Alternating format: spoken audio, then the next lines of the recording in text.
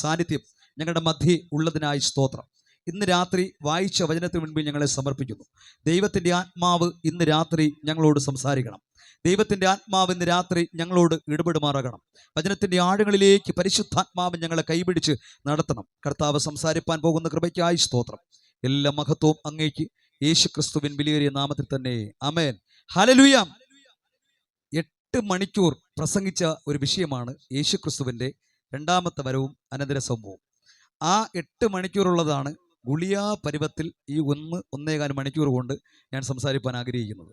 ഇന്ന് രാത്രി ഒരു കൊച്ചു കുട്ടിക്ക് വരെ മനസ്സിലാകുന്ന രീതിയിലാണ് ഈ കാലഘട്ടത്തിൽ നമ്മൾ പഠിക്കേണ്ട, ഈ കാലഘട്ടത്തിൽ ജനം മനസ്സിലാക്കേണ്ട ഏറ്റവും പ്രധാനപ്പെട്ട വിഷയമാണ് യേശുക്രിസ്തുവിൻ്റെ രണ്ടാമത്തെ വരവും അനന്തര സംഭവവും. എത്ര പേർക്ക് ആഗ്രഹമുണ്ട്? ഹല്ലേലൂയ. യേശുക്രിസ്തുവിൻ്റെ രണ്ടാമത്തെ വരവും അനന്തര സംഭവം എന്നുള്ള വിഷയത്തെ ആസ്പദമാക്കി ഇന്ന് രാത്രി അല്പസമയം ദൈവവചനം സംസാരിപ്പാൻ ഞാൻ ആഗ്രഹിക്കുകയാണ്. യേശുക്രിസ്തുവിൻ്റെ രണ്ടാമത്തെ വരവിനെ കുറിച്ച് നാം ഇവിടെ വായിച്ചു. 1 തെസ്സലോനിക്കർ 4-ാം അധ്യായം അതിൻ്റെ 16-ാം വാക്യത്തിൽ ഇങ്ങനെ കാണുന്നു. വേദപുസ്തകം നാം പഠിക്കുമ്പോൾ യേശുക്രിസ്തുവിൻ്റെ 3 വരവിനെ കുറിച്ച് കാണുവാൻ കഴിയുന്നു. ഒന്നാമത്, യേശുക്രിസ്തു ഇന്നേക്ക് 2024 വർഷത്തിന് മുൻപ് സ്വർഗത്തിലെ സകല മഹിമകളെയും വെടിഞ്ഞ് താണലോകത്തിലേക്ക് ഇറങ്ങി വന്നു. യേശുക്രിസ്തു ഒന്നാമത് എന്തിനു വേണ്ടി വന്നു എന്ന് ചോദിച്ചാൽ, മാനവരാശിയെ പാപത്തിൽ നിന്ന് രക്ഷിപ്പാൻ വേണ്ടിയാണ് യേശുക്രിസ്തു ഒന്നാമത് ഈ ഭൂമിയിലേക്ക് വന്നത്. യേശുക്രിസ്തു രണ്ടാമത് വരാൻ പോകുകയാണ്. എന്തിനാണ് യേശുക്രിസ്തു രണ്ടാമത് വരുന്നത്? തനിക്കായി കാത്തിരിക്കുന്ന വിശുദ്ധന്മാരെ ചേർപ്പാനാണ് യേശുക്രിസ്തു രണ്ടാമത് വരാൻ പോകുന്നത്. യേശുക്രിസ്തുവിൻ്റെ 3-ാമത്തെ വരവിനെ കുറിച്ച് നമുക്ക് കാണുവാൻ കഴിയുന്നു. ഒന്നാമത്തെ വരവ് പാപികളെ രക്ഷിപ്പാനായിരുന്നുവെങ്കിൽ, രണ്ടാമത് യേശുക്രിസ്തു വരുന്നത് വിശുദ്ധന്മാരെ ചേർക്കാനാണെങ്കിൽ, യേശുക്രിസ്തു 3-ാമത് വരുന്നത് രാജാതിരാജാവായി ഭരണം നടത്താൻ, എന്ന് പറഞ്ഞാൽ സഹസ്രാബ്ദ വാഴ്ചയ്ക്ക് വേണ്ടി 1000 വർഷം ഈ ഭൂമിയിൽ ഭരണം നടത്താനാ യേശുക്രിസ്തു 3-ാമത് വരാൻ പോകുന്നത്. ഒന്നാമത്തെ വരവിൽ 33.5 വർഷമായിരുന്നു യേശുക്രിസ്തു ഈ ഭൂമിയിൽ ഉണ്ടായിരുന്നത്. രണ്ടാമത്തെ വരവ് ആ കാലഘട്ടം നാം പഠിക്കുമ്പോൾ 7 വർഷം എന്ന് നമുക്ക് കാണുവാൻ കഴിയുന്നു. 3-ാമത്തെ വരവ് 1000 വർഷം. സ്തോത്രം. ഒന്നാമത്തെ വരവ് ഭൂമിയിലാണ് യേശുക്രിസ്തു വന്നുവെങ്കിൽ, യേശുക്രിസ്തു രണ്ടാമത് വരുന്നത് എവിടെയാണ്? മധ്യാകാശത്തല്ല, വാനമേഘ. ഹല്ലേലൂയ. ആ കാണുന്ന വാനമേഘയാണ് യേശുക്രിസ്തു രണ്ടാമത് വരാൻ പോകുന്നത്. വേദപുസ്തകം മുഴുവനും വായിക്കുമ്പോൾ നമുക്ക് കാണുവാൻ കഴിയുന്നത് യേശുക്രിസ്തു വാനമേഘയെ പ്രത്യക്ഷപ്പെടും. സ്തോത്രം. എത്ര പേർ കരമുയർത്തി കർത്താവിനെ സ്തുതിക്കും? ഹല്ലേലൂയ. 3-ാമത് യേശുക്രിസ്തു വരുന്നത് എവിടെയാ വരുന്നത്? ഭൂമിയിലാണ്. ഒലിവുമലയിൽ യേശു തൻ്റെ പാദം സ്പർശിക്കും. ഒലിവുമല 2ആയി പിളർന്നു മാറും എന്നൊക്കെ നമുക്ക് കാണുവാൻ കഴിയുന്നു. ഇന്ന് രാത്രി 1-ാമത്തെയും 3-ാമത്തെയും വരവ് പ്രസംഗിക്കാൻ സമയമില്ലാത്തതുകൊണ്ട് യേശുക്രിസ്തുവിൻ്റെ രണ്ടാമത്തെ വരവും അനന്തര സംഭവവും എന്നുള്ള വിഷയത്തെ ആസ്പദമാക്കി നമ്മൾ അല്പസമയം പഠിക്കാൻ പോകുകയാണ്. കരമുയർത്തി സന്തോഷത്തോടെ കർത്താവിനെ സ്തുതിക്കാം. യേശുക്രിസ്തുവിന്റെ രണ്ടാമത്തെ വരവിൽ 1-ാമത്തെ രംഗത്തിലേക്ക് നമ്മൾ പ്രവേശിക്കുകയാണ്. യേശുക്രിസ്തുവിന്റെ രണ്ടാമത്തെ വരവിൽ 1-ാമത്തെ രംഗം എന്ന് പറഞ്ഞാൽ, മുകളിൽ 3 കാര്യങ്ങൾ കേൾക്കുമ്പോൾ ഈ ഭൂമിയിൽ 2 കാര്യങ്ങൾ സംഭവിക്കും. മുകളിൽ 3 കാര്യങ്ങൾ എന്തൊക്കെ? 1, കർത്താവിൻ്റെ ഗംഭീരനാദം. 2, പ്രധാന ദൂതന്റെ ശബ്ദം. 3, ദൈവത്തിൻ്റെ കാഹളം. എല്ലാവരും ഇനി ബൈബിൾ നോക്കിക്കൊണ്ടിരിക്കുകയല്ലേ? എല്ലാവരും എൻ്റെ മുഖത്തേക്ക് നോക്കണം, കാരണം എന്നെ നേരെ കാണാൻ പറ്റില്ലെങ്കിൽ കുഴപ്പമൊന്നുമില്ല. ഹല്ലേലൂയ. നിങ്ങളെല്ലാവരും ഇത് കേൾക്കണം, ഇത് പഠിക്കണം, ഇത് മറ്റുള്ളവർക്ക് പറഞ്ഞു കൊടുക്കണം എന്നിത്യാദി ആഗ്രഹമുള്ളത് കൊണ്ടാണ് ഇന്ന് രാത്രി അല്പസമയം മാത്രമേ കിട്ടിയുള്ളൂ എങ്കിലും ഇന്ന് രാത്രി ഈ മെസ്സേജ് ഞാനിവിടെ പറയാൻ തയ്യാറാകുന്നത്. ഹല്ലേലൂയ. ഹല്ലേലൂയ. അപ്പോൾ മുകളിൽ 3 കാര്യങ്ങൾ. 1, കർത്താവിൻ്റെ ഗംഭീരനാദം. 2, പ്രധാന ദൂതന്റെ ശബ്ദം. 3, ദൈവത്തിൻ്റെ കാഹളം. ഇത് 3 മുകളിൽ മുഴങ്ങുമ്പോൾ ഈ ഭൂമിയിൽ 2 കാര്യങ്ങൾ സംഭവിക്കും. എന്തൊക്കെ? 1, ക്രിസ്തുവിൽ മരിച്ചവരുടെ കല്ലറകൾ പൊട്ടി ഉയർക്കും. ജീവനോടെ ശേഷിക്കുന്ന നാം രൂപാന്തരപ്പെടും. അതിൻ്റെ അർത്ഥം, യേശുക്രിസ്തുവിൻ്റെ രണ്ടാമത്തെ വരവിൽ മരിച്ചുപോയ എല്ലാവരുടെ കല്ലറകൾ പൊട്ടി ഉയർക്കത്തില്ല. ആരാണോ ക്രിസ്തുവിൽ ജനിച്ചത്, ആരാണോ ക്രിസ്തുവിൽ ജീവിച്ചത്, ആരാണോ ക്രിസ്തുവിൽ മരിച്ചത്, അവരുടെ കല്ലറകൾ മാത്രമേ കർത്താവിൻ്റെ ഗംഭീരനാദം കേൾക്കുമ്പോൾ, പ്രധാന ദൂതന്റെ ശബ്ദം കേൾക്കുമ്പോൾ, ദൈവത്തിൻ്റെ കാഹളം കേൾക്കുമ്പോൾ, യേശുക്രിസ്തുവിൻ്റെ രണ്ടാമത്തെ വരവിന് മുൻപ് ഇതിനകത്തിരിക്കുന്ന നമ്മളും ഈ കേൾവിക്കാരായിരിക്കുന്ന പ്രിയപ്പെട്ടവരും മരിച്ചുപോയെന്നിരിക്കട്ടെ, യേശുക്രിസ്തുവിൻ്റെ രണ്ടാമത്തെ വരവിൽ കാഹളം കേൾക്കുമ്പോൾ ആ നമ്മെ അടക്കം ചെയ്തിരിക്കുന്ന കല്ലറകൾ പൊട്ടിയേർക്കണമെങ്കിൽ ക്രിസ്തുവിൽ ജീവിക്കണം. ഹല്ലേലൂയ. ഹല്ലേലൂയ. അല്ല, നാം ജീവനോടിരിക്കുമ്പോഴാണ് യേശുക്രിസ്തു രണ്ടാമത് വരുന്നു എങ്കിൽ നാം രൂപാന്തരപ്പെടും. അതിൻ്റെ അർത്ഥം ഇത്രയേ ഉള്ളൂ. യേശു ക്രിസ്തുവിൻ്റെ മരണശേഷം തൻ്റെ ആത്മാവിനെ പിതാവിൻ്റെ തൃക്കരത്തിൽ ഏൽപ്പിച്ചതിന് ശേഷം മരിച്ചുപോയ ആരുടെയും ആത്മാക്കൾ ഇന്ന് സ്വർഗത്തിലും പോയിട്ടില്ല, നരകത്തിലും പോയിട്ടില്ല. എല്ലാവരും കേട്ടില്ലെന്ന് തോന്നുന്നു. യേശു തൻ്റെ പ്രാണനെ പിതാവിൻ്റെ കരത്തിൽ ഏൽപ്പിച്ചതിന് ശേഷം മരിച്ചുപോയ ആരുടെ ആത്മാക്കൾ ഇന്ന് സ്വർഗത്തിലും പോയിട്ടില്ല, നരകത്തിലും പോയിട്ടില്ല. ആമേൻ. അപ്പോൾ നിങ്ങൾ ചോദിക്കും, പിന്നെ എവിടെയാ? അതാണ് മരണവീടുകളിൽ കല്ലറയുടെ അടുക്കൽ ചെന്ന് അല്ലെങ്കിൽ കുഴിമാടത്തിൽ ചെന്നിട്ട് ഇങ്ങനെ പറയാറുണ്ട്, നീയോ പോയി വിശ്രമിച്ചു കൊള്ളുക, കാലാവസാനത്തിങ്കിൽ നിന്റെ ഓഹരി പ്രാപിപ്പാൻ എഴുന്നേറ്റ് വരും. അതിൻ്റെ അർത്ഥം ക്രിസ്തുവിൽ മരിച്ചവരുടെ പ്രത്യേകത, നമ്മുടെ ആത്മാവ് ക്രിസ്തുവിൽ മറഞ്ഞിരിക്കും. ഹല്ലേലൂയ. അല്ല, സ്വർഗത്തിൽ പോകത്തില്ല, ക്രിസ്തുവിൽ മറഞ്ഞിരിക്കും. എന്നാണ് ഉയർത്തെഴുന്നേൽക്കുന്നത്? കർത്താവിൻ്റെ ഗംഭീരനാദം കേൾക്കുമ്പോൾ, പ്രധാന ദൂതന്റെ ശബ്ദം കേൾക്കുമ്പോൾ, ദൈവത്തിന്റെ കാഹളം കേൾക്കുമ്പോൾ ക്രിസ്തുവിൽ മറഞ്ഞിരിക്കുന്നു നമ്മുടെ ആത്മാവ്. എവിടെയാണോ നമ്മെ അടക്കം ചെയ്തിരിക്കുന്നത് അതേ കല്ലറയിൽ വന്ന് അന്ന് പൊട്ടിയേർക്കും. നേരത്തെ ഞാനൊരു കാര്യം പറഞ്ഞു, യേശുവിൻ്റെ ആത്മാവ് പിതാവിൻ്റെ തൃക്കരത്തിൽ ഏൽപ്പിച്ചതിന് ശേഷം മരിച്ചുപോയ ആരുടെയും ആത്മാക്കൾ സ്വർഗത്തിലും ഭൂമിയിലും സ്വർഗത്തിലും നരകത്തിലും പോയില്ലെന്ന്. അപ്പോൾ ചോദ്യം ഇതാണ്, ചിലർ ചോദിക്കാറുണ്ട്, പാസ്റ്ററെ അങ്ങനെയെങ്കിൽ യേശു തൻ്റെ ആത്മാവിനെ പിതാവിൻ്റെ തൃക്കരത്തിൽ കൊടുത്തപ്പോൾ എന്താണ് സംഭവിച്ചത്?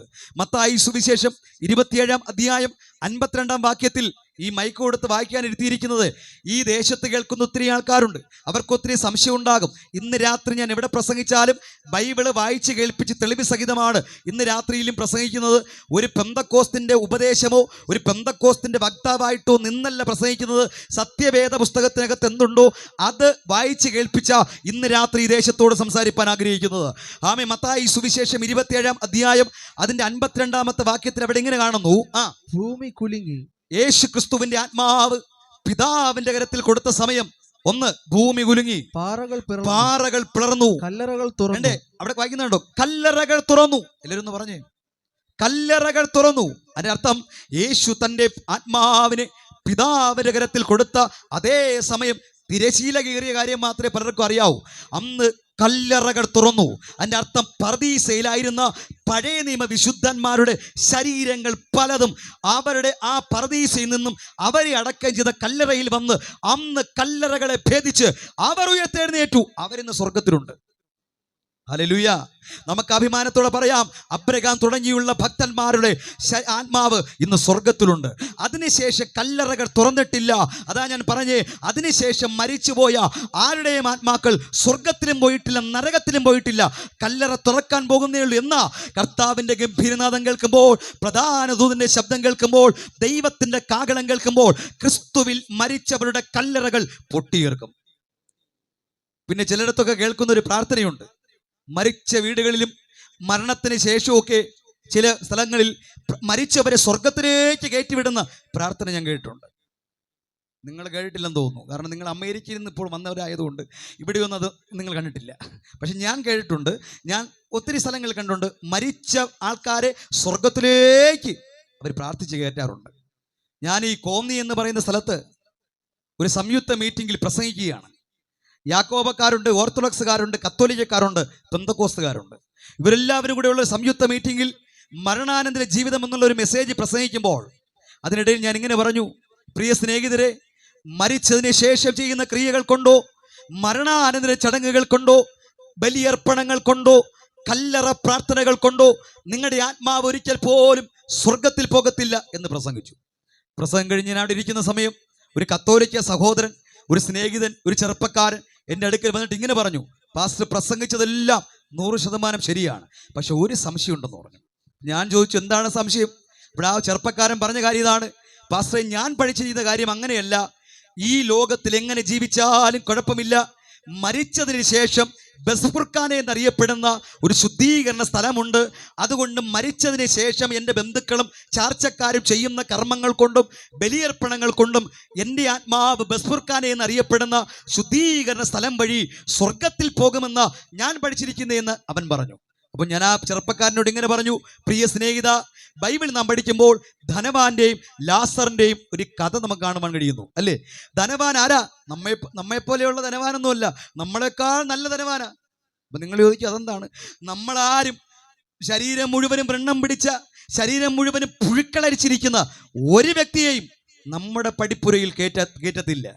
എന്തിനേറെ പറയുന്നു, ഒരു ഭിക്ഷക്കാരൻ വന്നാൽ പോലും ആട്ടി ഓടിക്കുന്നവരാണ് മലയാളികൾ.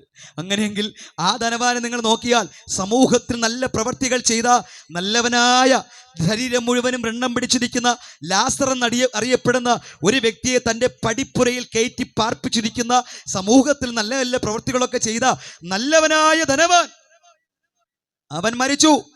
പക്ഷെ അവൻ്റെ ആത്മാവ് യാതനാ സ്ഥലത്ത് കടന്നുപോയി. ഈ ലാസർ മരിച്ചു, അവൻ്റെ ആത്മാവ് അബ്രഹാം പിതാവിൻ്റെ മടിയെന്നറിയപ്പെടുന്ന പർദീസിലും കടന്നുപോയി. ഈ ധനവാന് വേണ്ടി അവിടെ കർമ്മങ്ങൾ നടത്തുവാൻ, ശുശ്രൂഷകൾ ചെയ്യുവാൻ, ബലിയർപ്പണങ്ങൾ ചെയ്യുവാൻ പുരോഹിതന്മാരുണ്ട്, സഹോദരന്മാരുണ്ട്. അങ്ങനെ ഒരു ബസ്ഫുർഖാനെ എന്നറിയപ്പെടുന്ന സ്ഥലമുണ്ടായിരുന്നുവെങ്കിൽ ഇതാ അബ്രഹാം പിതാവിനോട് പറയുക, അബ്രഹാം പിതാവേ, ആ ലാസറിന്റെ വിരൽ ഒന്ന് വെള്ളത്തിൽ മുക്കി എൻ്റെ നാവിനെ നനയ്ക്കാൻ ഒന്ന് ഇങ്ങോട്ട് പറഞ്ഞേക്കണേ. അപ്പോൾ അബ്രഹാം പിതാവ് പറയുക, മോനെ, ഇനി അങ്ങോട്ടും ഇങ്ങോട്ടും പോകാൻ പറ്റില്ല. ബസ്ഫുർഖാനെ എന്ന് പറയുന്ന ഒരു ശുദ്ധീകരണ സ്ഥലമുണ്ടായിരുന്നുവെങ്കിൽ ഈ ധനവാൻ പണ്ടേ അവിടെ എത്തുമായിരുന്നു. ഞാനിത് പറഞ്ഞപ്പോൾ ആ ചെറുപ്പക്കാരൻ ചോദിക്കുക, ഇതൊന്നും നീ കേട്ടിട്ട് കാര്യമൊന്നുമില്ല, പാസ്റ്റർ നന്നായിട്ട് തെളിവ് തരണം അല്ലേ? സമൂഹത്തിലുള്ള ആൾക്കാരൊക്കെ നമ്മുടെ ചോദിക്കുന്ന ചോദ്യം ഇതാണ്. ഞാൻ ഇന്ന് രാത്രി ഈ വിഷയം പറയുമ്പോൾ തെളിവില്ലാതൊന്നും പറയത്തില്ല. അപ്പം ഞാൻ പറഞ്ഞ തെളിവ് തരാം. എന്താണ് തെളിവ്? നിങ്ങളത് കുറിച്ചെടുക്കണം, റെക്കോർഡ് ചെയ്യാൻ പറ്റുന്നവർ റെക്കോർഡ് ചെയ്തോണം. ബൈബിൾ തെളിവ്. മരിച്ച വ്യക്തിയുടെ പ്രത്യേകത സഭാപ്രസംഗി 9-ാം അധ്യായം അതിന്റെ 5-ാം വാക്യം മുതൽ താഴോട്ട് വായിക്കുമ്പോൾ ഒരു മരിച്ച വ്യക്തിയുടെ പ്രത്യേകത നമുക്കവിടെ കാണുവാൻ കഴിയുന്നു. എന്ന് പറഞ്ഞാൽ, ഞാൻ പറഞ്ഞില്ലയോ, മരിച്ചതിന് ശേഷം ചെയ്യുന്ന ക്രിയകൾ കൊണ്ടോ മരണാനന്തര ചടങ്ങുകൾ കൊണ്ടോ ബലിയർപ്പണങ്ങൾ ചെയ്തത് കൊണ്ടോ പ്രയോജനമില്ല എന്നുള്ളതിന്റെ ബൈബിൾ തെളിവ് ഞാൻ നേരത്തെ പറഞ്ഞു. ചില ആൾക്കാർ പറയും അത് പെന്തക്കോസ്തിന്റെ ഉപദേശമാണെന്ന്. അതുകൊണ്ട് അഡ്വാൻസ് ആയിട്ട് പറഞ്ഞത്, ഒരു പെന്തക്കോസ്തിന്റെ ഉപദേശം പ്രസംഗിക്കുകയല്ല ഇവിടെ ചെയ്യുന്നത്. സത്യവേദ പുസ്തകത്തെ അതിനകത്തുള്ള വാക്യങ്ങൾ വായിച്ചു കേൾപ്പിച്ച നിങ്ങൾ കേൾക്കുന്ന പ്രിയപ്പെട്ടവരെ, നിങ്ങളുടെ കയ്യിലിരിക്കുന്ന ബൈബിൾ POC ബൈബിൾ ആയിരിക്കാം, ഹോശന്ന ബൈബിൾ ആയിരിക്കാം, ഏത് ബൈബിളാണെങ്കിലും നിങ്ങൾക്ക് തെളിവ് സഹിതമാണ് പ്രസംഗിക്കുന്നത്. അത് നിങ്ങൾ നിവർത്തി വായിച്ചാൽ മതി. സഭാപ്രസംഗി 9-ന്റെ 5-ാമത്തെ വാക്യം മുതൽ. ജീവിച്ചിരിക്കുന്നവർ തങ്ങൾ മരിക്കുമെന്നറിയുന്നു. അവിടെ വായിക്കുന്ന എങ്ങനെയാണ്? ജീവിച്ചിരിക്കുന്നവർ തങ്ങൾ മരിക്കുമെന്നറിയുന്നു. മരിച്ചവരോ ഒന്നും അറിയുന്നില്ല. അതിന്റെ അർത്ഥം, മരിച്ചതിന് ശേഷം എത്ര വില കൂടിയ പെട്ടിക്കകത്ത് കിടത്തിയാലും, മരിച്ചതിന് ശേഷം എത്ര വില കൂടിയ തുണി കൊണ്ട് പുതപ്പിച്ചാലും, മരിച്ചതിന് ശേഷം എത്ര ലക്ഷങ്ങൾ മുടക്കി ആ ശവസംസ്കാര ശുശ്രൂഷകൾ ചെയ്താലും, മരിച്ചതിന് ശേഷം എന്തെല്ലാം ബലിയർപ്പണങ്ങൾ ചെയ്താലും അവരറിയുന്നില്ല. ഒരു ശവപ്പെട്ടി കടയിൽ ഞാൻ പോയപ്പോൾ 1.5 ലക്ഷം രൂപയുടെ ശവപ്പെട്ടി ഇരിപ്പുണ്ട്. 1 ലക്ഷം രൂപയുടെ ശവപ്പെട്ടി അതിനകത്ത് ഇരിപ്പുണ്ട്. 70,000 രൂപയുടെ തേക്കിൻ തടി കൊണ്ടുള്ള ശവപ്പെട്ടി ഇരിപ്പുണ്ട്. 40,000 രൂപയ്ക്കുള്ള പ്ലാവിന്റെ കാതൽ കൊണ്ടുണ്ടാക്കപ്പെട്ട ശവപ്പെട്ടി ഇരിപ്പുണ്ട്. 3,500 രൂപയുടെ റബ്ബർ മരം കൊണ്ടുണ്ടാക്കപ്പെട്ട ശവപ്പെട്ടി അവിടെ ഇരിപ്പുണ്ട്. അപ്പൊ ഞാൻ ചോദിച്ചു, ഇത്രയും വിലയുള്ള ഈ ശവപ്പെട്ടി ആരാ വാങ്ങുന്നതെന്ന് ചോദിച്ചു. ഇവിടെ അദ്ദേഹം പറഞ്ഞ മറുപടി എന്താണെന്നറിയോ? അപ്പനെ അമ്മയെ നേരെ നോക്കാത്ത മക്കളാ ഇത് വാങ്ങുന്നതെന്ന്. ഹല്ലേലൂയ. അതിൻ്റെ അർത്ഥം, അപ്പനും അമ്മയും ജീവനോടിരിക്കുമ്പോൾ അവരെ നന്നായിട്ട് നോക്കാനും, അവരെ നന്നായിട്ട് പരിപാലിക്കാനും, അവർക്ക് നല്ല ഭക്ഷണം മേടിച്ചു കൊടുക്കാനും, അവർക്ക് നല്ല ഡ്രസ്സ് മേടിച്ചു കൊടുക്കാനും നമ്മൾ തയ്യാറാകാതെ മരിച്ചതിന് ശേഷം എത്ര വില കൂടിയ പെട്ടിക്കകത്ത് കിടത്തിയാലും അവർ അറിയുന്നില്ല. അതുകൊണ്ട് ജീവനോടിരിക്കുമ്പോൾ അപ്പനോട് നന്നായിട്ട് സംസാരിക്കണം, അമ്മയോട് നന്നായിട്ട് സംസാരിക്കണം, സഹോദരങ്ങളോട് നമ്മൾ നന്നായി സംസാരിക്കണം, അവർക്ക് നല്ല ഭക്ഷണം മേടിച്ചു കൊടുക്കണം, അവർക്ക് നല്ല ഡ്രസ്സ് മേടിച്ചു കൊടുക്കണം, ഒന്ന് മുഖത്ത് നോക്കി ചിരിക്കണം. നിങ്ങളുടെ ഇരിപ്പ് കണ്ടിട്ട് നിങ്ങൾ ചിരിയില്ലാത്ത ആൾക്കാരെ പോലെയൊക്കെ ഇരിക്കുന്നത്. നന്നായിട്ട് ചിരിക്കണം, നന്നായിട്ട് വർത്തമാനം പറയണം. മരിച്ചതിന് ശേഷം നമ്മൾ എന്തൊക്കെ ചെയ്താലും, അവരുടെ പേരിൽ 10 വീട് വെച്ചു കൊടുത്താലും, അവരുടെ പേരിൽ എന്തൊക്കെ ചെയ്താലും അവരറിയുന്നില്ല. അടുത്തത്, മേലാൽ അവർക്കൊരു പ്രതിഫലമില്ല. അടുത്തത്, അവരെ ഓർമ്മ വിട്ടു പോകുന്നുവല്ലോ. ഇന്ന് നടത്തുന്ന ഒരു പ്രാർത്ഥനയുണ്ട്, ഓർമ്മ പ്രാർത്ഥന, ഓർമ്മ പെരുന്നാൾ. പക്ഷെ ബൈബിൾ പഠിപ്പിക്കുന്നു അവരുടെ ഓർമ്മ വിട്ടു പോകുന്നല്ലോ. അടുത്തത്, അവരുടെ സ്നേഹവും അവരുടെ ദേഷ്യവും അവരുടെ അസൂയയും നശിച്ചുപോയി. അതിന്റെ അർത്ഥം, ചില ആൾക്കാരുണ്ട്, പാസ്റ്ററോട് പറഞ്ഞാൽ വിശ്വസിക്കത്തില്ല, എന്റെ മരിച്ചുപോയി ഇന്നയാളില്ലേ. അതെ, ഇന്നലെ രാത്രി എൻ്റെ അടുത്ത് വന്നിട്ടുണ്ടായിരുന്നു. കുറേ കൊച്ചു വർത്തമാനമൊക്കെ പറഞ്ഞ് കോമഡിയൊക്കെ പറഞ്ഞ് ചിരിച്ചിട്ടാ പോയത്. അങ്ങനെയൊന്നും വരത്തില്ല. അവരുടെ സ്നേഹവും, അടുത്ത് അവരുടെ ദേഷ്യവും, അസൂയ. അതിന്റെ അർത്ഥം, ദുർമരണപ്പെട്ട ആത്മഹത്യ ചെയ്ത അപകടത്തിൽ മരിച്ചുപോയ പാസ്റ്ററോട് പറഞ്ഞാൽ വിശ്വസിക്കത്തില്ല, ദേ അതുവഴി നടന്നു പോയപ്പോൾ കയ്യാട്ടി വിളിച്ചായിരുന്നു.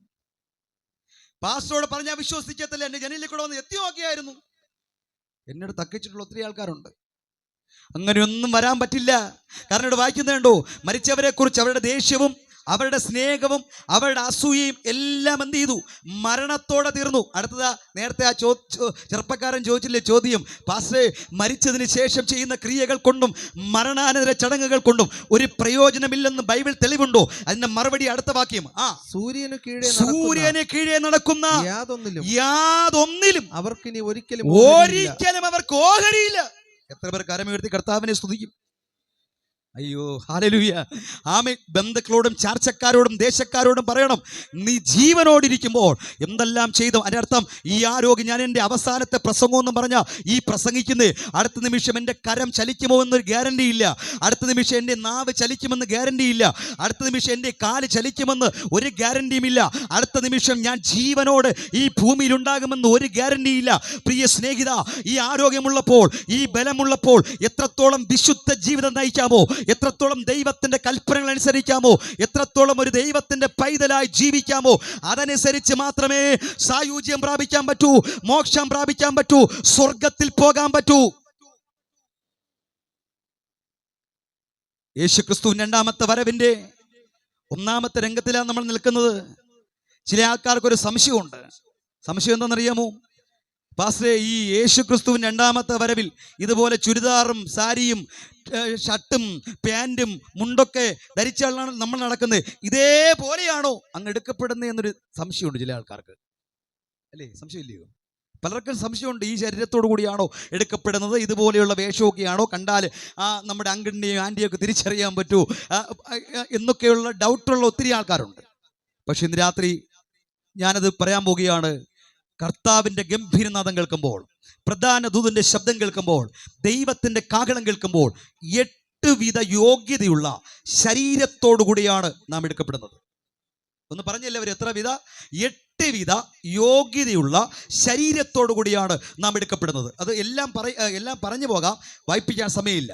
1 കൊരിന്ത്യർ 15-ാം അധ്യായം 40-ാം വാക്യം മുതൽ 53-ാം വാക്യം വരെ വായിക്കുമ്പോൾ ഈ 8 വിധ യോഗ്യതയുള്ള ശരീരം കാണാൻ കഴിയുന്നു. 1 കൊരിന്ത്യർ 15-ന്റെ 40-ാം വാക്യത്തിൽ ആ വാക്യം ഒന്ന് വായിക്കാം. സ്വർഗീയ ശരീരങ്ങളും ഭൗമ ശരീരങ്ങളുമുണ്ട്. ഒന്നാമത് നാം പ്രാപിക്കാൻ പോകുന്ന ശരീരത്തിന്റെ പ്രത്യേകത, ഇത് ഭൗമിക ശരീരമാണ്. ഈ ഭൗമിക ശരീരത്തിന് സ്വർഗത്തിൽ വസിക്കാൻ പറ്റില്ല. നാം പ്രാപിക്കാൻ പോകുന്ന ശരീരത്തിന്റെ ഒന്നാമത് പ്രത്യേകത സ്വർഗീയ ശരീരം. ഒരു ആമയും പറഞ്ഞെല്ലാവരും, സ്വർഗീയ ശരീരം.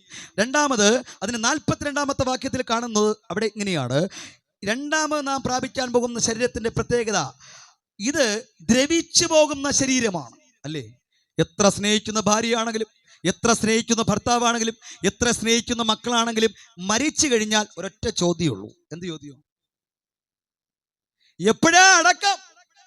ഇവിടെ വേറെ എല്ലാം ചോദിക്കുമെന്ന് അറിയത്തില്ല. ബിരിയാണി ഉണ്ടാക്കുമെന്നോ? അല്ലേ? ഒരൊറ്റ ചോദ്യമുള്ളൂ, എപ്പോഴാ അടക്കം? പിന്നെ ശിംശോൻ മാർട്ടിൻ പാസ്റ്റർ എന്നല്ല പറയുന്നത്, ആ ശവം എപ്പോഴാ എടുക്കുന്നതെന്ന്. അല്ലേ? അങ്ങനെയല്ലേ? അതുവരെയുള്ളൂ നമ്മുടെ ക്വാളിറ്റി, അതുവരെയുള്ളൂ നമ്മുടെ പേര്, അതുവരെയുള്ളൂ നമ്മുടെ പ്രശസ്തി. ഈ ജീവൻ പോയാൽ ഒറ്റ പേരേ ഉള്ളൂ, ശവം. ചോദ്യം ഇതാ, എപ്പോഴാ അടക്കം? അതിൻ്റെ അർത്ഥം ഒന്നറിയോ?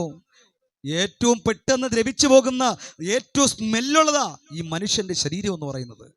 ഈ ശരീരത്തിന് ഒരിക്കലും യേശുവിൻ്റെ വരവിൽ എടുക്കപ്പെടാൻ പറ്റില്ല. ഈ ശരീരത്തിന് ഒരിക്കലും സ്വർഗത്തിൽ വസിക്കാൻ പറ്റില്ല. കാരണം ഇത് ദ്രവിച്ചു പോകുന്ന ശരീരമാ, നാറ്റം വമിക്കുന്ന ശരീരമാ, പുഴുക്കളരിക്കുന്ന ശരീരമാ. പക്ഷെ യേശു ക്രിസ്തുവിൻ്റെ രണ്ടാമത്തെ വരവിൽ കാഹളം കേൾക്കുമ്പോൾ നാം പ്രാപിക്കാൻ പോകുന്ന ശരീരത്തിന്റെ രണ്ടാമത്തെ പ്രത്യേകത, ആർദ്രവത്വമുള്ള ശരീരത്തോടെ നാം എടുക്കപ്പെടും. ഒരിക്കലും ദ്രവിക്കപ്പെടാത്ത ശരീരത്തോടെ നാം എടുക്കപ്പെടും. എത്ര പേർ കരമുയർത്തി കർത്താവിനെ സ്തുതിക്കും? മൂന്നാമത് നാം പ്രാപിക്കാൻ പോകുന്ന ശരീരത്തിന്റെ പ്രത്യേകത, നിങ്ങൾ എന്നെ തന്നെ ഒന്ന് നോക്കിയേ, നേരെ കാണാൻ പറ്റുന്നുണ്ടോ? ഇല്ല. ഇനി ഒരു 10,000 വാട്ട്സ് ലൈറ്റ് വെച്ചാൽ പോലും എന്നെ നേരെ കാണാൻ പറ്റത്തില്ല.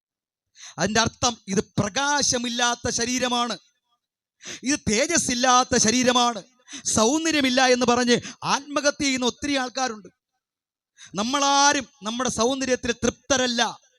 ഈ മീറ്റിങ്ങിന് വരുന്ന സമയം തന്നെ കണ്ണാടിയുടെ മുൻപിൽ ഒന്ന് നോക്കി വീണ്ടും തിരിഞ്ഞ് നോക്കിയിട്ടാണ് നമ്മൾ വന്നേ അല്ലേ? അതിൻ്റെ അർത്ഥം നമ്മളാരും നമ്മുടെ സൗന്ദര്യത്തിൽ തൃപ്തരല്ല.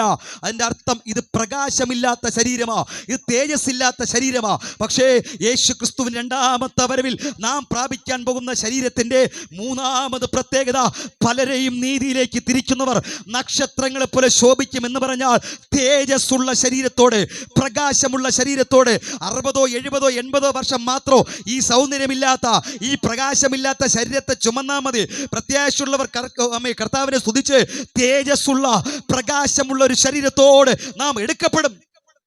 നാലാമത് പ്രത്യേകത, ഇത് ബലഹീനമാകുന്ന ശരീരമാണ്. ഒരു പനി വന്നാൽ തീരുന്നതാ ഈ ശരീരം. കോവിഡ് വന്നപ്പോൾ നമുക്കെല്ലാവർക്കും അറിയാം, അവിടെ ഇവിടെയൊക്കെ മസിലൊക്കെ ഉരുട്ടിപ്പിടിച്ച് ദേ കണ്ടോ എൻ്റെ മസിൽ എന്ന് പറഞ്ഞ ഒത്തിരി മസിൽമേന്മാരല്ല അട്ട ചുരുണ്ട് കിടക്കുമ്പോൾ ചുരുണ്ട് കിടന്നത് കണ്ടോ?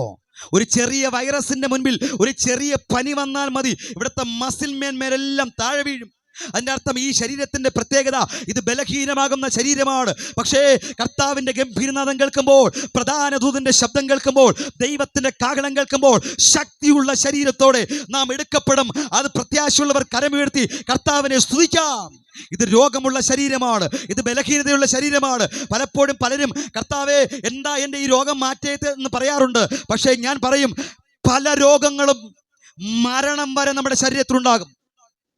ഹല്ലേലൂയ. അത് ദൈവത്തിന്റെ ഹിതമാണെങ്കിൽ മാറട്ടെ. പൗലൂസും ദൈവത്തോട് പലപ്പോഴും പറഞ്ഞു, ദൈവമേ എൻ്റെ ഈ രോഗമെടുത്ത് മാറ്റണേ.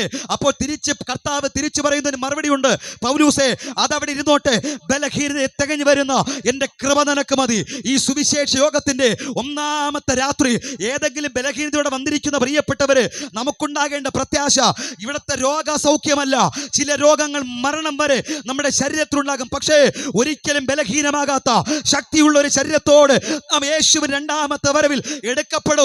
അവിടെ രോഗമില്ല, അവിടെ മരണമില്ല, അവിടെ ദുഃഖമില്ല, അവിടെ മുറവിളിയില്ല, അവിടെ കഷ്ടതയില്ല. ഹല്ലേലൂയ. ആ ശക്തിയുള്ള ശരീരം നാം പ്രാപിക്കും. സമയമില്ലാത്തതുകൊണ്ട് ഞാനിങ്ങനെ 100 മൈൽ സ്പീഡിൽ പോകുന്നത്. അഞ്ചാമത് നാം പ്രാപിക്കാൻ പോകുന്ന ശരീരത്തിന്റെ പ്രത്യേകത, ഇത് ജഡമയമുള്ള ശരീരമാണ്. ആത്മീക ശരീരത്തോട് നാം ഉയർത്തെഴുന്നേൽക്കും. ആറാമത്, അതൊന്ന് വായിക്കണേ, 15:49 വാക്യം. ആറാമത് നാം പ്രാപിക്കാൻ പോകുന്ന ശരീരത്തിന്റെ പ്രത്യേകത, നാം മണ്ണുകൊണ്ടുള്ളവന്റെ പ്രതിമ ധരിച്ചതുപോലെ സ്വർഗീയന്റെ പ്രതിമയും ധരിക്കും. മണ്ണുകൊണ്ടുള്ളവൻ ആരാ? പറഞ്ഞേ, മണ്ണുകൊണ്ടുള്ളവൻ ആരാ? ആദാം. മണ്ണുകൊണ്ടുള്ള ആദാമിന്റെ പ്രതിമയാ ഈ നിൽക്കുന്നേ. ഹല്ലേലൂയ. മണ്ണുകൊണ്ടുള്ളവന്റെ പ്രതിമകളാ ഈ കസേരയിരിക്കുന്നേ. മണ്ണുകൊണ്ടുള്ളവന്റെ പ്രതിമ വിണ്ണിൽ വസിക്കാൻ പറ്റില്ല. അതല്ലയോ ആമേൻ അല്ലേ? നിന്നെ മണ്ണിൽ നിന്ന് എടുത്തിരിക്കിയാൽ മണ്ണിലേക്ക് നിന്നെ അങ്ങോട്ട് പറഞ്ഞു വിടുകയാണ്. അതിൻ്റെ അർത്ഥം മണ്ണുകൊണ്ടുള്ളവന്റെ പ്രതിമയായി നിൽക്കുന്നേ. മണ്ണുകൊണ്ടുള്ള ഈ പ്രതിമയ്ക്ക് വിണ്ണിൽ വസിക്കാൻ പറ്റില്ല. പക്ഷെ ഇവിടെ വായിക്കുന്നു, കർത്താവിന്റെ ഗംഭീരനാദം കേൾക്കുമ്പോൾ, പ്രധാന ദൂതന്റെ ശബ്ദം കേൾക്കുമ്പോൾ, ദൈവത്തിന്റെ കാഹളം കേൾക്കുമ്പോൾ, മണ്ണുകൊണ്ടുള്ളവന്റെ പ്രതിമയെ നാം ധരിച്ചതുപോലെ സ്വർഗീയന്റെ പ്രതിമയെ നാം ധരിക്കുമെന്ന് പറഞ്ഞാൽ, യേശു സ്വർഗീയനാരാ? യേശു ക്രിസ്തുവിന്റെ ശരീരത്തിന് തുല്യമായ ശരീരത്തോട് നാം ഉയർത്തെഴുന്നേൽക്കും. യേശു ക്രിസ്തുവിന്റെ ശരീരത്തിന്റെ പ്രത്യേകത എന്ത്? മരണത്തെയും പാതാളത്തെയും ജയിച്ച് റോമൻ ഗവൺമെന്റിന്റെ ഇമ്പീരിയൽ മുദ്രയെ പൊട്ടിച്ച് 3-ാം നാൾ ഉയർത്തെഴുന്നേറ്റ ശരീരമാ യേശു ക്രിസ്തുവിന്റെ ശരീരവും. 40 ദിവസം അടഞ്ഞുകിടന്ന ബിൽഡിങ്ങിനകത്ത് വരെ പ്രത്യക്ഷപ്പെട്ട ശരീരമാ യേശു ക്രിസ്തുവിന്റെ ശരീരവും. ശിഷ്യന്മാർ നോക്കി നിൽക്കെ ആകാശത്തിലേക്ക് പറന്നുയർന്ന ശരീരമാ യേശു ക്രിസ്തുവിന്റെ ശരീരവും. കർത്താവിന്റെ ഗംഭീരനാദം കേൾക്കുമ്പോൾ, പ്രധാന ദൂതന്റെ ശബ്ദം കേൾക്കുമ്പോൾ, ദൈവത്തിന്റെ കാഹളം കേൾക്കുമ്പോൾ, മണ്ണുകൊണ്ടുള്ളവന്റെ പ്രതിമ നാം ധരിച്ചതുപോലെ നമുക്കെല്ലാവർക്കും ഒരുമിച്ച് പറയാൻ കഴിയണോ? സ്വർഗീയനായിരിക്കുന്ന യേശു ക്രിസ്തുവിന്റെ ശരീരത്തിന് തുല്യമായ ശരീരത്തോട് നാം എടുക്കപ്പെടും. ഏഴാമത് പ്രത്യേകത, ഇത് ക്ഷയിച്ചു പോകുന്ന ശരീരം. 52-ാം വാക്യം വായിക്കണ്ട. ഇത് ക്ഷയിച്ചു പോകുന്ന ശരീരമാണ്, പക്ഷേ അക്ഷയമായ ശരീരത്തോടു കൂടെ നാം എടുക്കപ്പെടും. സ്തോത്രം. ഏറ്റവും ലാസ്റ്റ് 8, ഇത് മരിച്ചു പോകുന്ന ശരീരം. 53-ാം വാക്യത്തിൽ കാണുന്നതാ. എന്ന് പറഞ്ഞാൽ നമ്മൾ കഴിക്കുന്ന ഭക്ഷണത്തിൽ നമ്മൾ പോലും അറിയാതെ അല്പം വിഷം കലർന്നാൽ ഈ ശരീരം മരിച്ചു പോകും. നമ്മൾ നടന്നു പോകുമ്പോൾ പ്രതീക്ഷിക്കാതെ ഒരു വാഹനം വന്ന് തട്ടിയാൽ ഈ ശരീരം മരിച്ചു പോകും. പക്ഷേ നാം പ്രാപിക്കാൻ പോകുന്ന ശരീരത്തിന്റെ പ്രത്യേകത എന്താണെന്നറിയാമോ? അമർത്യതയുള്ള ശരീരം. അടുത്തുള്ളൊരു കരം കൊടുത്ത് പറ, അത് നീ പ്രാപിക്കുമെന്ന്. കൈ ഇങ്ങനെ ആക്കിയാൽ പോരാ, അത് നീ പ്രാപിക്കുമെന്ന് പറ. ഹല്ലേലൂയ. അമർത്യതയുള്ള, ഒരിക്കലും മരിക്കാത്ത, അവിടെ ഇനി മരണമില്ല, അവിടെ ദുഃഖമില്ല, മുറവിളിയില്ല. അതിൻ്റെ അർത്ഥം ഇവിടത്തെ ഈ ശരീരത്തിന് മരണമുണ്ട്. Hallelujah, hallelujah. അമർത്യതയുള്ള ശരീരത്തോടുകൂടെ നാം എടുക്കപ്പെടും. സ്തോത്രം. അങ്ങനെ യേശുക്രിസ്തുവിൻ്റെ രണ്ടാമത്തെ വരവിൻ്റെ ഒന്നാമത്തെ രംഗം കഴിഞ്ഞു. നമ്മളെല്ലാവരും ഇപ്പൊ എവിടെ എത്തി? എവിടെ എത്തി? വാനമേഘ എത്തി. ഒന്ന് പറഞ്ഞെല്ലാവരും. വാനമേഘത്തും ഇങ്ങനെയാണോ മുഖരിക്കുന്നത്? 8 വിധ യോഗ്യതയുള്ള ശരീരത്തോടെ നമ്മൾ എവിടെ എത്തി? വാനമേഘ എത്തി. ഇനി അടുത്തതാണ്, ഇനി അവിടെ എന്തൊക്കെയാണെന്ന് ഇനി കാണാൻ പോകുന്നത്. ഹല്ലേലൂയ. ഞാൻ ഈ പ്രസംഗിക്കുമ്പോൾ തന്നെ ഇതൊക്കെ ഒന്ന് കാണണം കേട്ടോ, എങ്കിലേ നമ്മൾ അതിനു വേണ്ടി ഒരുങ്ങും. ചില ആൾക്കാർ ചിന്തിക്കുന്നത് എങ്ങനെയാണ്, അവിടെ ചെന്നാൽ ഉടനെ ഈ കുഞ്ഞാടിന്റെ കല്യാണം എന്നൊക്കെയല്ലേ കേൾക്കുന്നത്. അതുകൊണ്ട് ഈ കല്യാണത്തിന്റെ ഓഡിറ്റോറിയത്തിന്റെ പുറത്ത് പലതരത്തിലുള്ള ജ്യൂസ് കലക്കി വെച്ചിരിക്കാറുണ്ട്. ഈ ഷുഗറുള്ള അമ്മച്ചിമാരൊക്കെ കൈയൊന്നും പൊക്കണ്ട, വീട്ടിലോ കിട്ടത്തില്ല, അവിടെ ചെന്ന് 3-4 ഗ്ലാസ് കുടിക്കുന്ന സ്ഥലമാണ് ആ സ്ഥലം. ഇതുപോലെ ഈ കല്യാണത്തിന്റെ ഓഡിറ്റോറിയത്തിന്റെ പുറത്ത് ജ്യൂസ് കലക്കി വെച്ചിരിക്കുന്നത് പോലെ ഈ വാനമേഘ എടുക്കപ്പെട്ട് അവിടെ ചെന്നാൽ ഉടനെ തേൻകൂട്ടിയ ദോശ പോലെയുള്ള മന്നയും ജീവവൃക്ഷത്തിന്റെ ബലവും ഫ്രൂട്ട്സും ഒക്കെ തന്ന് നമ്മളെ സ്വീകരിക്കുന്ന പലരുടെയും ചിന്ത അല്ല. ചെന്നാൽ അവിടുത്തെ രംഗം എന്നറിയാമോ? രണ്ടാമത്തെ രംഗം എന്ന് പറഞ്ഞാൽ ക്രിസ്തുവിന്റെ ന്യായാസനം എന്ന് പറഞ്ഞെല്ലാവരും. ക്രിസ്തുവിന്റെ ന്യായാസനം എന്ന് പറഞ്ഞാൽ യേശു ക്രിസ്തുവിടെ മണവാളനായിട്ടല്ല ആ സമയത്ത് ഇരിക്കുന്നത്, ജഡ്ജിയായിട്ടൊരു ഇതാ സിംഹാസനത്തിലിരിക്കുക. യേശു ക്രിസ്തു ജഡ്ജിയായിട്ടിരിക്കുമ്പോൾ മുൻപിൽ തീ കിടപ്പുണ്ട്. എന്ത് കിടപ്പുണ്ട്? തീ കിടപ്പുണ്ട്. അപ്പോൾ ഇവിടെ നിന്ന് ചെന്ന് കയറുന്നവരെ തീക്കകത്തൂടെ കയറ്റിവിടും. അവിടെ നിന്ന് 3ആയി തിരിയും. ചിലർ ലജ്ജയ്ക്കായും, ചിലർ നിന്ദയ്ക്കായും, ചിലർ നിത്യജീവനായും. സ്തോത്രം. അപ്പോൾ ചിലരുടെ ചോദ്യം ഇതാ, പാസ്റ്ററെ, യേശു ക്രിസ്തുവിന്റെ രണ്ടാമത്തെ വരവിൽ എടുക്കപ്പെട്ടില്ലയോ, പിന്നെ അവിടെ ചെന്നിട്ട് എന്ത് ന്യായവതിയാ? അതാണ് തുടർന്ന് ചിന്തിക്കാൻ പോകുന്നത്. രണ്ടാമത്തെ രംഗം എന്ന് പറഞ്ഞാൽ ക്രിസ്തുവിന്റെ ന്യായാസനമാണ്. 2 വാക്യത്തിൽ കൂടെ തെളിയിക്കാം. 1 കൊരിന്ത്യർ 4-ാം അധ്യായം അതിന്റെ 4-ാമത്തെ വാക്യം വായിക്കാം. 1 കൊരിന്ത്യർ 4-ന്റെ 4-ാമത്തെ വാക്യം. എനിക്ക് യാതൊരു കുറ്റത്തെക്കുറിച്ച് ബോധമില്ലെങ്കിലും അതിനാൽ ഞാൻ നീതിമാനെന്ന് വരികയില്ല. എന്നെ വിധിക്കുന്ന ജഡ്ജി കർത്താവാകുന്നു. ആകയാൽ കർത്താവ് രണ്ടാമത് വരുവോളം സമയത്തിന് മുൻപ് നമ്മൾ ആരും ജഡ്ജിയാകരുത് എന്ന് പറഞ്ഞാൽ ബോധപ്പെടാത്ത തെറ്റുകളും ഉപദേശ പിശകുകളുമാ അവിടെ ന്യായം വിധിക്കുന്നത്. എന്താ ബോധപ്പെടാത്ത തെറ്റ്? വായിച്ചത് കേട്ടോ. എനിക്ക് യാതൊരു കുറ്റത്തെക്കുറിച്ച് ബോധമില്ലെങ്കിലും. അതെന്താ ബോധപ്പെടാത്ത തെറ്റ്? ഇന്ന് രാവിലെ ഉറക്കം എഴുന്നേറ്റതിന് ശേഷം ഈ പ്രസംഗം കേട്ടുകൊണ്ടിരിക്കുന്ന ഈ സമയം വരെ നമുക്ക് ശരിയാണെന്ന് തോന്നിയ പലതും ദൈവത്തിനു മുമ്പിൽ തെറ്റായിരുന്നു. അതാണ് ബോധപ്പെടാത്ത തെറ്റ്. നമുക്ക് ശരിയാണെന്ന് തോന്നുന്നില്ലയോ നമ്മൾ ശരിയെന്ന് പറയുന്നത്? അല്ല, നമുക്ക് ശരിയാണെന്ന് തോന്നുന്ന പലതും ദൈവത്തിന്റെ മുമ്പിൽ എന്താണ്? തെറ്റാ. അത് ബോധപ്പെടാതെ മറഞ്ഞു കിടക്കും. അതാണ് എനിക്ക് യാതൊരു കുറ്റത്തെക്കുറിച്ച് ബോധമില്ലെങ്കിലും അതിനാൽ ഞാൻ നീതിമാനെന്ന് വരികയില്ല. നമ്മെ വിധിക്കുന്നത് ജഡ്ജി ആരാ? കർത്താവാ. അതാ മറ്റൊരു വാക്യമുണ്ട്. അത് ആരെക്കുറിച്ചാ? ലോകത്തിലുള്ള എല്ലാവരെയും കുറിച്ചുള്ള വാക്യമല്ല, പിന്നെയോ ഈ എടുക്കപ്പെടുന്നവർക്കുള്ള വാക്യമാണ്. അവൻ ശരീരത്തിൽ ഇരിക്കുമ്പോൾ ചെയ്യുന്നത് നല്ലതാകിലും തീയതാകിലും അതിന് തക്കവണ്ണം പ്രാപിപ്പാൻ നാം എല്ലാവരും ക്രിസ്തുവിന്റെ ന്യായാസനത്തിന് മുൻപിൽ വെളിപ്പെടേണ്ടതാകുന്നു. യേശു ക്രിസ്തു രണ്ടാമത്തെ വരവിൽ 8 വിധ യോഗ്യതയുള്ള ശരീരത്തോടെ എടുക്കപ്പെട്ടു. അടുത്ത രംഗം എന്ന് പറയുന്നത് ക്രിസ്തുവിന്റെ ന്യായാസനമാണ്. ഇനി കുറച്ചുകൂടെ മനസ്സിലാക്കുന്ന രീതിയിൽ പറയാം. 1 കൊരിന്ത്യർ 3-ാം അധ്യായം അതിന്റെ 12-ാമത്തെ വാക്യം. ആ അടിസ്ഥാനത്തിന്മേൽ ആരെങ്കിലും പൊന്ന്, വെള്ളി, വിലയേറിയ കല്ല്, മരം, പുല്ല്, വൈക്കോൽ എന്നിവ പണിയുന്നുവെങ്കിൽ അവനവന്റെ പ്രവൃത്തി വെളിപ്പെട്ടു വരും. ആ ദിവസം അതിനെ തെളിവാക്കും. അത് നീതിയോടെ വെളിപ്പെട്ടു വരും. അത് തീയോടെ വെളിപ്പെടും. നേരത്തെ ഞാൻ പറഞ്ഞില്ലയോ, യേശു ക്രിസ്തു സിംഹാസനത്തിന് ജഡ്ജിയായിട്ടിരിക്കുന്നു. മുന്നിൽ തീ കിടപ്പുണ്ട്. അത് തീയോടെ വെളിപ്പെട്ടു വരും. ഓരോരുത്തർ ഈ ലോകത്തിൽ ചെയ്ത പ്രവൃത്തി ഇന്ന വിധമായിരുന്നു എന്ന് തീ തന്നെ തീയാണ് ശോധന ചെയ്യുന്നത്. ആമേൻ, ആമേൻ. നമ്മൾ ആരായിരുന്നു എന്ന് ശോധന ചെയ്യുന്ന തീയ.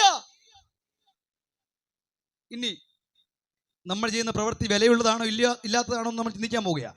അതിനാണ് ആദ്യം ഒരു 6 സാധനത്തിൻ്റെ പേര് വായിച്ചു. അതിലേക്ക് വരികയാണ്. ഇതിനകത്തുള്ള എല്ലാവരും ഇത് കാണാതെ പഠിച്ചോണം. എന്തൊക്കെ? 1, പൊന്ന്, വെള്ളി, വിലയേറിയ കല്ല്, അല്ലേ? അതല്ലയോ? അത് ഞാൻ എൻ്റെ വലത്ത് ഭാഗത്ത് വെച്ചു. അപ്പം നിങ്ങൾ നിങ്ങളുടെ വലത്ത് ഭാഗത്ത് വെച്ചു. എന്തൊക്കെ? പൊന്ന്, വെള്ളി, വിലയേറിയ കല്ല്. ഇടത് ഭാഗത്ത് മരം, പുല്ല്, വൈക്കോൽ. വലത്ത് ഭാഗത്ത് എന്തുണ്ട്? പൊന്ന്, വെള്ളി, വിലയേറിയ കല്ല്. ഇടത് ഭാഗത്ത് മരം, പുല്ല്, വൈക്കോൽ. ഇനി ഇതിൽ ഏതാണ് വിലയുള്ളത്, ഏതാ വിലയില്ലാത്ത തെളിയിക്കാൻ പോവുകയാണ്. ഈ വലത്ത് ഭാഗത്തുള്ള കോടിക്കണക്കിന് വിലയുള്ള ഒരു വൈഡൂര്യ കല്ല് നിങ്ങളാരും കാണാതെ എൻ്റെ ശരീരത്തിൽ എനിക്ക് ഒളിപ്പിക്കാൻ പറ്റും. ഈ വലത്ത് ഭാഗത്തുള്ള ലക്ഷങ്ങൾ വിലയുള്ള പൊന്ന്, ഒരു പൊൻകട്ടി നിങ്ങളാരും കാണാതെ എൻ്റെ പോക്കറ്റിനുള്ളിൽ എനിക്ക് ഒളിപ്പിക്കാൻ കഴിയും. ഈ വലത് ഭാഗത്തുള്ള ലക്ഷങ്ങൾ വിലയുള്ള വെള്ളി നിങ്ങളാരും കാണാതെ എൻ്റെ ശരീരത്തിൽ എനിക്ക് ഒളിപ്പിക്കാൻ പറ്റും. പറ്റില്ലേ? പറ്റും. പക്ഷെ ഈ ഇടത് ഭാഗത്തുള്ള മരം, പുല്ല്, വൈക്കോൽ പോക്കറ്റിനകത്ത് ഇടാൻ പറ്റുമോ? നിങ്ങളുടെ ഇരിപ്പ് കണ്ടപ്പം ഇവിടെ എല്ലാം ഒരു വലിയ പീസ് തടിയൊക്കെ എടുത്ത് ഇവിടെ ഇട്ടുണ്ടോ ഇങ്ങനെ പോകുന്നതെന്ന്? ആണോ? അല്ല. ഈ ഇടത് ഭാഗത്തുള്ള മരമാകട്ടെ, പുല്ലാകട്ടെ, വൈക്കോലാകട്ടെ ഒരു വിലയില്ലെങ്കിലും 10-100 പേര് കണ്ടേ കൊണ്ടുപോകാൻ പറ്റും. സ്തോത്രം. അതിൻ്റെ അർത്ഥം ഇന്ന് രാത്രി നമ്മൾ ചെയ്യുന്ന പ്രവൃത്തി വിലയുള്ളതാണോ വില ഇല്ലാത്തതാണോ എന്ന് നമ്മളൊന്ന് ശോധന ചെയ്യണം. വിലയുള്ള പ്രവൃത്തി എന്ന് പറഞ്ഞാൽ ഒരു ഗ്ലാസ് വെള്ളം ദൈവനാമത്തിന് കൊണ്ട് കൊടുത്തത് ആരും കണ്ടില്ല. പക്ഷെ അവിടെ ചെല്ലുമ്പോഴത് വെളിപ്പെടാൻ പോകുന്നത്. ഹല്ലേലൂയ. നീ ഇതുപോലെയുള്ള സുവിശേഷ യോഗത്തിന് വേണ്ടി 10 രൂപ മുടക്കിയത് ഒരുപക്ഷെ ആരും കണ്ടിട്ടില്ല. നോട്ടീസിൽ പേര് വരത്തില്ല, ഫ്ലെക്സിൽ പേര് വരത്തില്ല, ആരും അഭിനന്ദനത്തിന് വാക്ക് പറഞ്ഞില്ല. പക്ഷേ ഇവിടെ വെച്ച് ഒരു മാന്യതയും കിട്ടിയില്ലെങ്കിലും അവിടെ ചെന്ന് തീക്കകത്തൂടെ കയറ്റി വിടുമ്പോൾ പൊന്ന് പോലെ, വെള്ളി പോലെ, വിലയേറിയ കല്ല് പോലെ ഒരു പോറൽ പോലും ഇല്ലാതെ നീ പുറത്തു വരും. ശനിയാഴ്ച വരെ ദൈവഹിതമില്ലാതെ തോന്നിയ ജീവിതം നയിച്ച്, ശനിയാഴ്ച വരെ ദൈവഹിതമില്ലാത്ത സൈറ്റുകളിൽ കൂടെ യാത്ര ചെയ്ത്, ശനിയാഴ്ച വരെ ദൈവഹിതമില്ലാത്ത പല പല പ്രവർത്തനങ്ങളിൽ ഏർപ്പെട്ടിട്ട് ഞായറാഴ്ച വന്നിരുന്ന് മറ്റുള്ളവരെ ബോധ്യപ്പെടുത്തുന്ന പ്രഹസനം കാണിക്കുന്ന ഈ മരം പോലെ, വൈക്കോല് പോലെ ഞാൻ വലിയ വിശ്വാസിയാണെന്ന് കാണിക്കാൻ വലിയ രീതിയിൽ സ്തോത്രവും ഹല്ലേലൂയയും അന്യഭാഷയൊക്കെ പറഞ്ഞ് പ്രഹസനം കാണിച്ചാൽ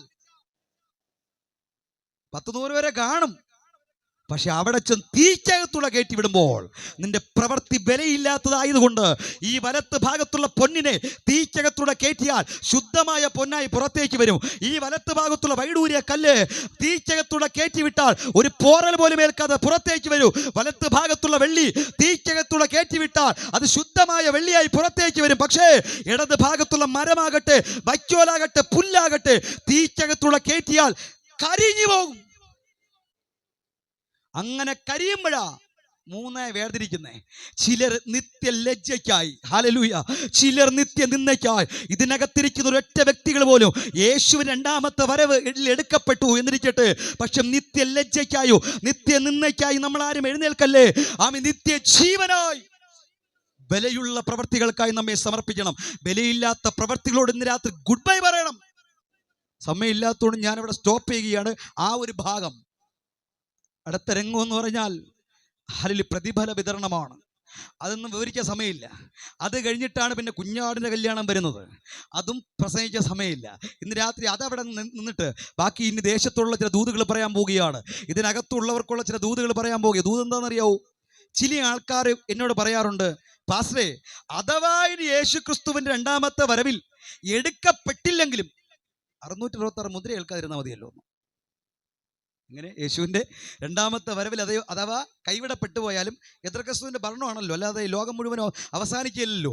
എതിർക്രിസ്തുവിൻ്റെ ഭരണത്തിൽ 666 മുദ്രയേൽക്കാത്തവന് വിൽക്കാനോ വാങ്ങാനോ പറ്റാത്ത കാലഘട്ടമല്ലയോ. അഥവാ ഇനി കൈവിടപ്പെട്ടാലും 666 മുദ്രയേൽക്കാതിരുന്നാൽ മതിയല്ലോ എന്ന് പറയുന്ന പെന്തക്കോസ്തുകാരുണ്ട്. അതുകൊണ്ട് ഇന്ന് രാത്രി തുടർന്ന് നമ്മൾ ചിന്തിക്കാൻ പോകുന്ന കാര്യം എന്നറിയോ? യേശു ക്രിസ്തുവിൻ്റെ 2ാമത്തെ വരവിൽ എടുക്കപ്പെടാതെ കൈവിടപ്പെട്ടു പോയാൽ ഈ പ്രകൃതിക്ക് എന്തൊക്കെ മാറ്റങ്ങൾ ഉണ്ടാകും, ഈ കൈവിടപ്പെടുന്ന മനുഷ്യൻ എന്തെല്ലാം വേദനയിൽ കൂടെ കടക്കപ്പെടും എന്നുള്ള കാര്യമാണ് തുടർന്ന് നമ്മൾ ചിന്തിക്കാൻ പോകുന്നത്. കരമുയർത്തി കർത്താവിനെ സ്തുതിച്ചേ. ഹല്ലേലൂയ. അപ്പോൾ യേശു ക്രിസ്തുവിൻ 2ാമത്തെ വരവിൽ കൈവിടപ്പെട്ടു പോയാൽ ഈ പ്രകൃതിക്കുണ്ടാകുന്ന മാറ്റത്തെക്കുറിച്ച് ഒത്തിരി കാര്യമുണ്ടെങ്കിലും ഒരൊറ്റ അധ്യായം മാത്രമേ പറയുന്നുള്ളൂ. യെശയ്യാവ് 24-ാം അധ്യായം 17-ാം വാക്യം മുതൽ 20 വരെ വായിക്കുമ്പോൾ അവിടെ ചില കാര്യങ്ങൾ കാണാൻ കഴിയുന്നു. ഭൂവാസിയെ ഭൂവാസിയെ പേടിയും കുഴിയും കെണിയും. 3 കാര്യം ഒരുമിച്ച് വരും. പേടി, കുഴി, കെണി.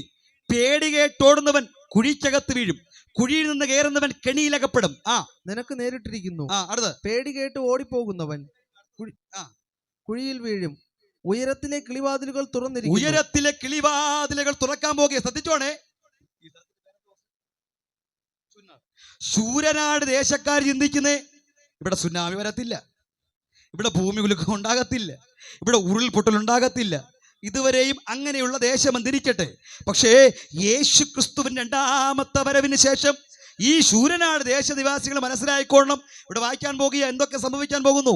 ഭൂമിയുടെ അടിസ്ഥാനങ്ങൾ ഈ ഭൂമിയുടെ, കേരളത്തിന്റെ മാത്രമല്ല, പത്തനംതിട്ട ജില്ലയുടെ മാത്രമല്ല, കൊല്ലം ജില്ലയുടെ മാത്രമല്ല, ഇന്ത്യയുടെ മാത്രമല്ല, വടക്കേ ഇന്ത്യയുടെ മാത്രമല്ല, ഏതെങ്കിലും ഒരു രാജ്യത്തിന്റെ മാത്രമല്ല, ഈ ഭൂമിയുടെ അടിസ്ഥാനം മുഴുവനും കുലുങ്ങാൻ പോകുക. ശ്രദ്ധിച്ചോണം. ഒന്നും നടക്കാൻ പറ്റില്ല, കിടക്കാൻ പറ്റില്ല, ഇരിക്കാൻ പറ്റില്ല. ഭൂചലനം പോലെ ഈ ലോകം മുഴുവൻ ഒരുമിച്ച് ദൈവം കുലുക്കാൻ പോകുക. തീർന്നില്ല. അടുത്തത് ഭൂമി പൊടുപൊടെ പൊട്ടുന്നു. ഈ പൊടുപൊടെ പൊട്ടുന്നു എന്ന് പറഞ്ഞാൽ പെട്ടെന്ന് മനസ്സിലാകത്തില്ല. ദീപാവലിയുടെ തലേ ദിവസം രാത്രി നമ്മളെപ്പോലെയുള്ള പാവം പിടിച്ച പാസ്റ്റർമാര് മീറ്റിംഗ് കഴിഞ്ഞ് 10-11 മണിക്കൊക്കെ ബൈക്കിൽ ഇങ്ങനെ പോകാറുണ്ട്. അപ്പോൾ ഈ ബൈക്കിൽ ഇങ്ങനെ, കഴിഞ്ഞ ദീപാവലിക്ക് എൻ്റെ മുമ്പിൽ സംഭവിച്ച കാര്യമാണ്. ബൈക്കിൽ ഇങ്ങനെ യാത്ര ചെയ്ത് പോകുമ്പോൾ നല്ലവരായ ആൾക്കാർ മതിലിൻ്റെ അകത്ത് നിന്ന് മാലപ്പടക്കം കത്തിച്ച് റോഡിലേക്ക് എടുത്തിട്ട് വന്ന് വീഴുന്നത് നമ്മുടെ മുമ്പിലാണ്. നമ്മൾ അറിയാതെ ഇങ്ങനെ പോകുമ്പോൾ നമ്മുടെ മുമ്പിലാണ് കിടന്ന് പൊട്ടുന്നത്. മനസ്സിലാക്കണം, അത് ചെറിയ മാലപ്പടക്കമാണ്. ചെറിയ മാലപ്പടക്കം പൊട്ടിയപ്പോൾ അത്രയും പേടി നമുക്കുണ്ടെങ്കിൽ വലിയ അമിട്ടുണ്ട്, വലിയ അല്ലേ, അങ്ങനെയുള്ള ഒരു ശബ്ദം നിങ്ങളും ചിന്തിച്ചു നോക്കിയേ. അതിനേക്കാൾ വലിയ ശബ്ദമാണ് ഇവിടെ വായിക്കുന്നത്. എങ്ങനെയാണ്? ഭൂമി പൊടുപൊടേ പൊട്ടും. അന്ന് കൈവിടപ്പെടുന്നവരെ കുറിച്ച് ഞാൻ പറയാം. ഭർത്താവ് പറയും ഒരു ഓംലേറ്റ് ഉണ്ടായിക്കൊണ്ടുവരാൻ പറയും. അടുക്കളയിൽ ചെന്ന് ഗ്യാസ് ഓണാക്കും, മുട്ട പൊട്ടിക്കുന്നത് ഉറങ്ങാൻ കിടക്കാന്ന് പറഞ്ഞ് കട്ടിൽ ഇങ്ങനെ കിടക്കുമ്പോൾ അവിടെയും പൊട്ടല. ഉറങ്ങാൻ പറ്റില്ല. കഴിക്കാനിരുന്നാൽ അവിടെയും പൊട്ടല. അമിട്ട് പൊട്ടുന്നത് പോലെ വീടിനകത്തും ലോകം മുഴുവനും ഭൂമി പൊടുപൊടേ പൊട്ടിക്കൊണ്ടിരിക്കും. അതിൻ്റെ അർത്ഥം സ്വസ്ഥമായിട്ട് ഈ ലോകത്തിൽ ആർക്കും പാർക്കാൻ പറ്റില്ല, ജീവിക്കാൻ പറ്റില്ല. ഭൂമി പൊടുപൊടേ പൊട്ടും. ഭൂമി കിറുകിറെ കീറുന്നു. ഭൂമി കിറുകിറെ കീറുന്നു എന്ന് പറഞ്ഞാൽ ഒരു സ്നേഹിതൻ അടുത്ത ആളിനോട് സംസാരിച്ചുകൊണ്ട് നിൽക്കുമ്പോഴാ അവൻ താഴോട്ട് അങ്ങ് പോകും. ഒരു റൂമിൽ നിന്ന് അടുത്ത റൂമിലേക്ക് കയറാൻ നോക്കുമ്പോൾ അവിടെ ഒരു കീറൽ മാത്രമേ ഉണ്ടാകത്തുള്ളൂ. കട്ടിലിൽ കിടന്ന ആളിനെ കട്ടിലോടെ കാണാനില്ല. ഇതൊക്കെയാണ് സംഭവിക്കാൻ പോകുന്നത്. ഈ ഭൂമി മുഴുവനും കിറുകിറേ കീറും. മഹാരാഷ്ട്രയിൽ ചെറിയ ഭൂചലനം ഉണ്ടായപ്പോൾ 7 നില ബിൽഡിംഗ് വരെ ഭൂമിയിലേക്ക് താണുപോയി. അതിൻ്റെ അർത്ഥം ചെറിയ ഭൂചലനം ഉണ്ടായപ്പോൾ തന്നെ ഇവിടുത്തെ വമ്പൻ ബിൽഡിംഗ് ഭൂമിയിലേക്ക് താണുപോയെങ്കിൽ യേശു ക്രിസ്തുവിന്റെ 2ാമത്തെ വരവിന് ശേഷം ഈ ഭൂമി മുഴുവനും കിറുകിറേ കീറും. അടുത്തത് ഭൂമി കാവൽ മാടം പോലെ ആടാൻ പോകുക. ഭൂമി കിടുകിടെ കിടുങ്ങുന്നു. ഈ ഭൂമി കിടുകിടേ കിടുങ്ങാൻ പോകുക. ഈ കിടുങ്ങിക്കൊണ്ടിരുന്ന ഉറക്കം വരുമോ? സ്തോത്രം. ചിന്തിക്കണം. ഇനി ഈ ദേശം എന്തൊന്നും കേട്ടിട്ടില്ലെന്ന് പറയല്ലേ. അതുകൊണ്ടാണ് ഇന്ന് രാത്രി എന്നെ ദൈവം ഇവിടെ നിർത്തിയിരിക്കുന്നത്. ഹല്ലേലൂയ. നമ്മളാരും പ്രതീക്ഷിച്ചതല്ല, ഞാനൊരിക്കലും ഇവിടെ പ്രസംഗിക്കാൻ വേണ്ടിയൊന്നും ആഗ്രഹിച്ചല്ല. പക്ഷെ ദൈവം ഈ ദേശത്തെക്കുറിച്ച് സ്നേഹിക്കുന്നുണ്ട്. ഇതിൻ്റെ ആരും കേട്ടില്ല എന്ന് പറയരുത്, ഇതിനകത്തിരിക്കുന്ന ആരും കേട്ടില്ലെന്ന് പറയരുത്. യേശുവിന്റെ 2ാമത്തെ വരവിൽ ഇതിനകത്തിരിക്കുന്നവരോ പുറത്തുള്ളവരോ ആരും കൈവിടപ്പെടാൻ പാടില്ല. ഈ പറയപ്പെട്ട ഭയാനകമായ പ്രകൃതിക്ഷോഭങ്ങൾ ഉണ്ടാകാൻ പോകുക. ഇനി മനുഷ്യൻ ഏത് വിധ വേദനയിൽ കൂടെ പോകുമെന്ന് വെളിപ്പാട് പുസ്തകം 9-ാം അധ്യായം 5-6 വാക്യത്തിൽ കൂടെ തെളിയിക്കാൻ പോകുക. ഈ തേള് കുത്തിയിട്ടുള്ള ആരെങ്കിലും ഇതിനകത്ത് ഇരിപ്പുണ്ടോ? തേള് കടിച്ചിട്ടുള്ളൂ? തേള് കുത്തിയിട്ടുള്ള ആരെങ്കിലും ഇതിനകത്തുണ്ടോ? ഉണ്ട്. 1-2 പേരുണ്ട്. എന്നെയും തേള് കുത്തിയിട്ടുണ്ട്. അതിന് കടിക്കുകയല്ലോ, വാല് കൂടി ജസ്റ്റ് കുത്തുമ്പം തന്നെ ഒരു 7 മണിക്കൂർ അതിൻ്റെ വേദന ഉണ്ടാകും. അത് ജസ്റ്റ് ഒന്ന് കുത്തിയപ്പോഴാണേ. അത് ചെറിയ തേളാണ് അല്ലേ ചാ? പക്ഷെ വലിയ കരിന്തേളൊക്കെ ഉണ്ട്.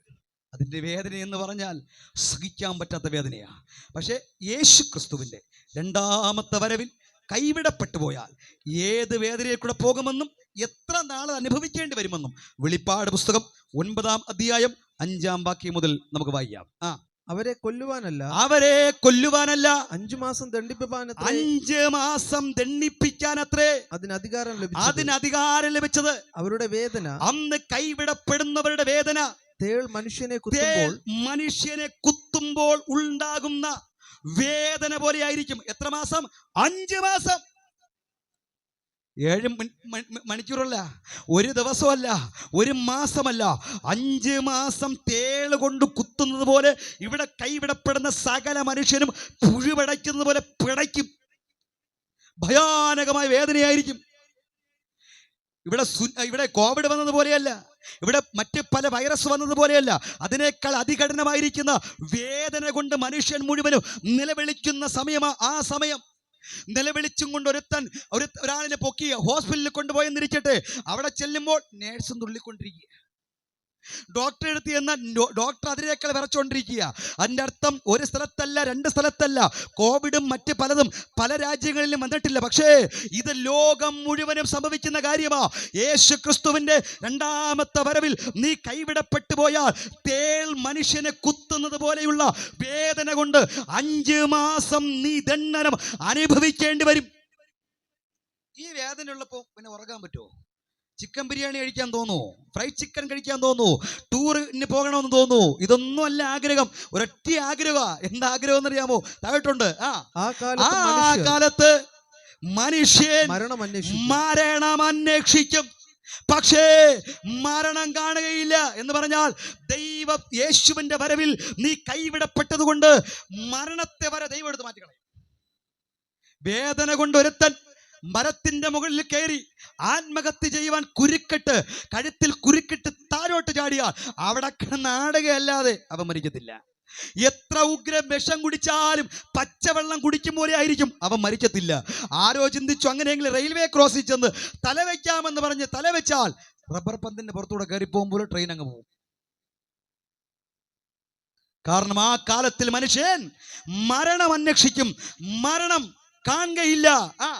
മരിപ്പാൻ കൊതിക്കും, മരണം അവരെ വിട്ട് ഓടിപ്പോകും. വെളിപ്പാട് തന്നെ 6:15-16. ഇന്ന് പ്രാർത്ഥിക്കാത്തവരും ഇതൊക്കെ വയറ്റിപ്പിഴപ്പിന്റെ മാർഗമാണെന്നും ഒരു കൂട്ടം ഉപദേശിമാർക്ക് വേറെ പണിയില്ലെന്ന് പറയുന്നവരും, ഇന്ന് പ്രാർത്ഥിക്കാൻ ആഗ്രഹമില്ലാത്തവരും, ഞായറാഴ്ച സഭായോഗം മുടക്കുന്നവനും, ഉപവസിക്കാത്തവനും ആരാധിക്കാത്തവനൊക്കെ അന്നൊരു പ്രാർത്ഥനയുണ്ട്. അതാണ് 6:15-16. ഭൂമിയിലെ രാജാക്കന്മാരും, അന്ന് ഭൂമിയിലെ രാജാക്കന്മാരും മഹത്വക്കളും സഹസ്രാധിപന്മാരും ധനവാന്മാരും ബലവാന്മാരും സകലദാസനും സ്വതന്ത്രനും ഗുഹകളിലും എവിടെ പാർക്കുന്നത്? ഈ വേദന കൊണ്ട് പുളയുമ്പോൾ സ്വന്തം വീട്ടിൽ പോലും പാർക്കാൻ കഴിയാതെ ഓടി മലപ്പാറകളിലും ഗുഹകളിലും ചെന്നിട്ട് ഒളിച്ചുകൊണ്ട് മലകളോടും അവർ പ്രാർത്ഥിക്കുന്ന ആരോടെന്നറിയാമോ? മലകളോടും പാറകളോടും. മലകളെ ഞങ്ങളെ മറപ്പീൻ, പാറകളെ ഞങ്ങളുടെ മേൽ വീഴുവിൻ, കുഞ്ഞാടിന്റെ കോപം തട്ടാതെ വണ്ണം ഞങ്ങളെ മറപ്പിനെന്ന് ഈ ലോകത്തിൽ കൈവിടപ്പെടുന്ന സകല വ്യക്തികളും അന്ന് പാറകളോടും മലകളോടും കൂട്ടം നിലവിളിക്കുന്ന സമയമാണ്. ഇന്ന് രാത്രി ഇതിനകത്തിരിക്കുന്നവരോടും പുറത്ത് കേൾക്കുന്നവരോടും നമ്മളാരും ഈ ഭയാനകമായ കഷ്ടത്തിൽ കൂടെ പോകാൻ പാടില്ല.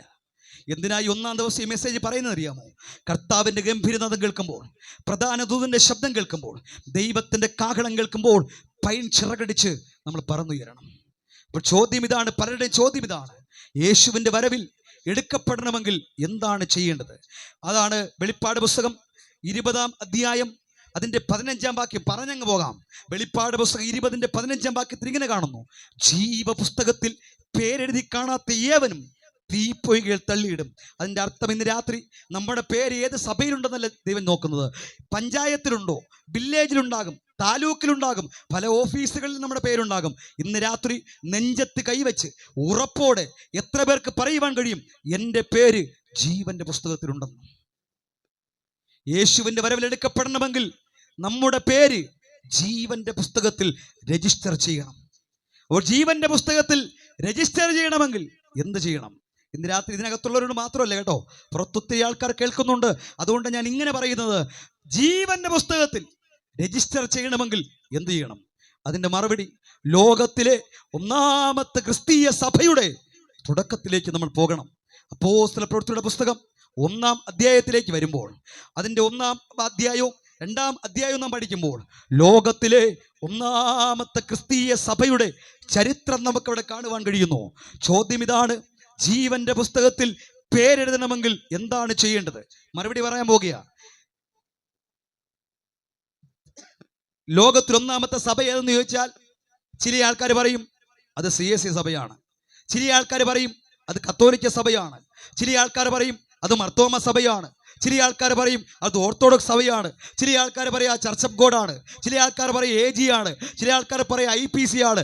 ഈ പേര് പറയപ്പെട്ട ഒരു സഭയും ലോകത്തിൽ ഒന്നാമത്തെ സഭയല്ല. ഏറ്റവും വർഷം പിന്നീടെന്ന് പറയപ്പെടുന്ന കത്തോലിക്ക സഭ പോലും 4-ാം നൂറ്റാണ്ടില ഉണ്ടായത്.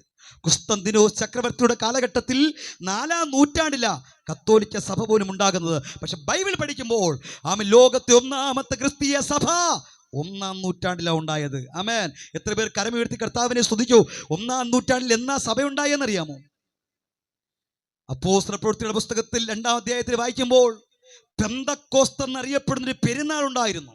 ഇതെന്തിനാ ഇത് പ്രസംഗിക്കുന്ന അറിയാമോ? കുഞ്ഞുങ്ങളെല്ലാം ഇത് പഠിച്ചോണം. ആരെങ്കിലുമൊക്കെ ചോദിച്ചാൽ ചില ആൾക്കാർ പറയാറുണ്ട്, ഓ പെന്തക്കോസ്ത് എന്ന് പറയുന്നത് നിങ്ങൾ കേട്ടിട്ടേ ഇല്ല, സായിപ്പ് സഞ്ചിക്കകത്തിട്ടുണ്ടെന്ന സാധനം എന്നാ പറയുന്നത്. ഈ കിണറ്റിനകത്ത് കിടക്കുന്ന തവള പോലെയാ ചില ആൾക്കാർ, ഒരു അറിവുമില്ല.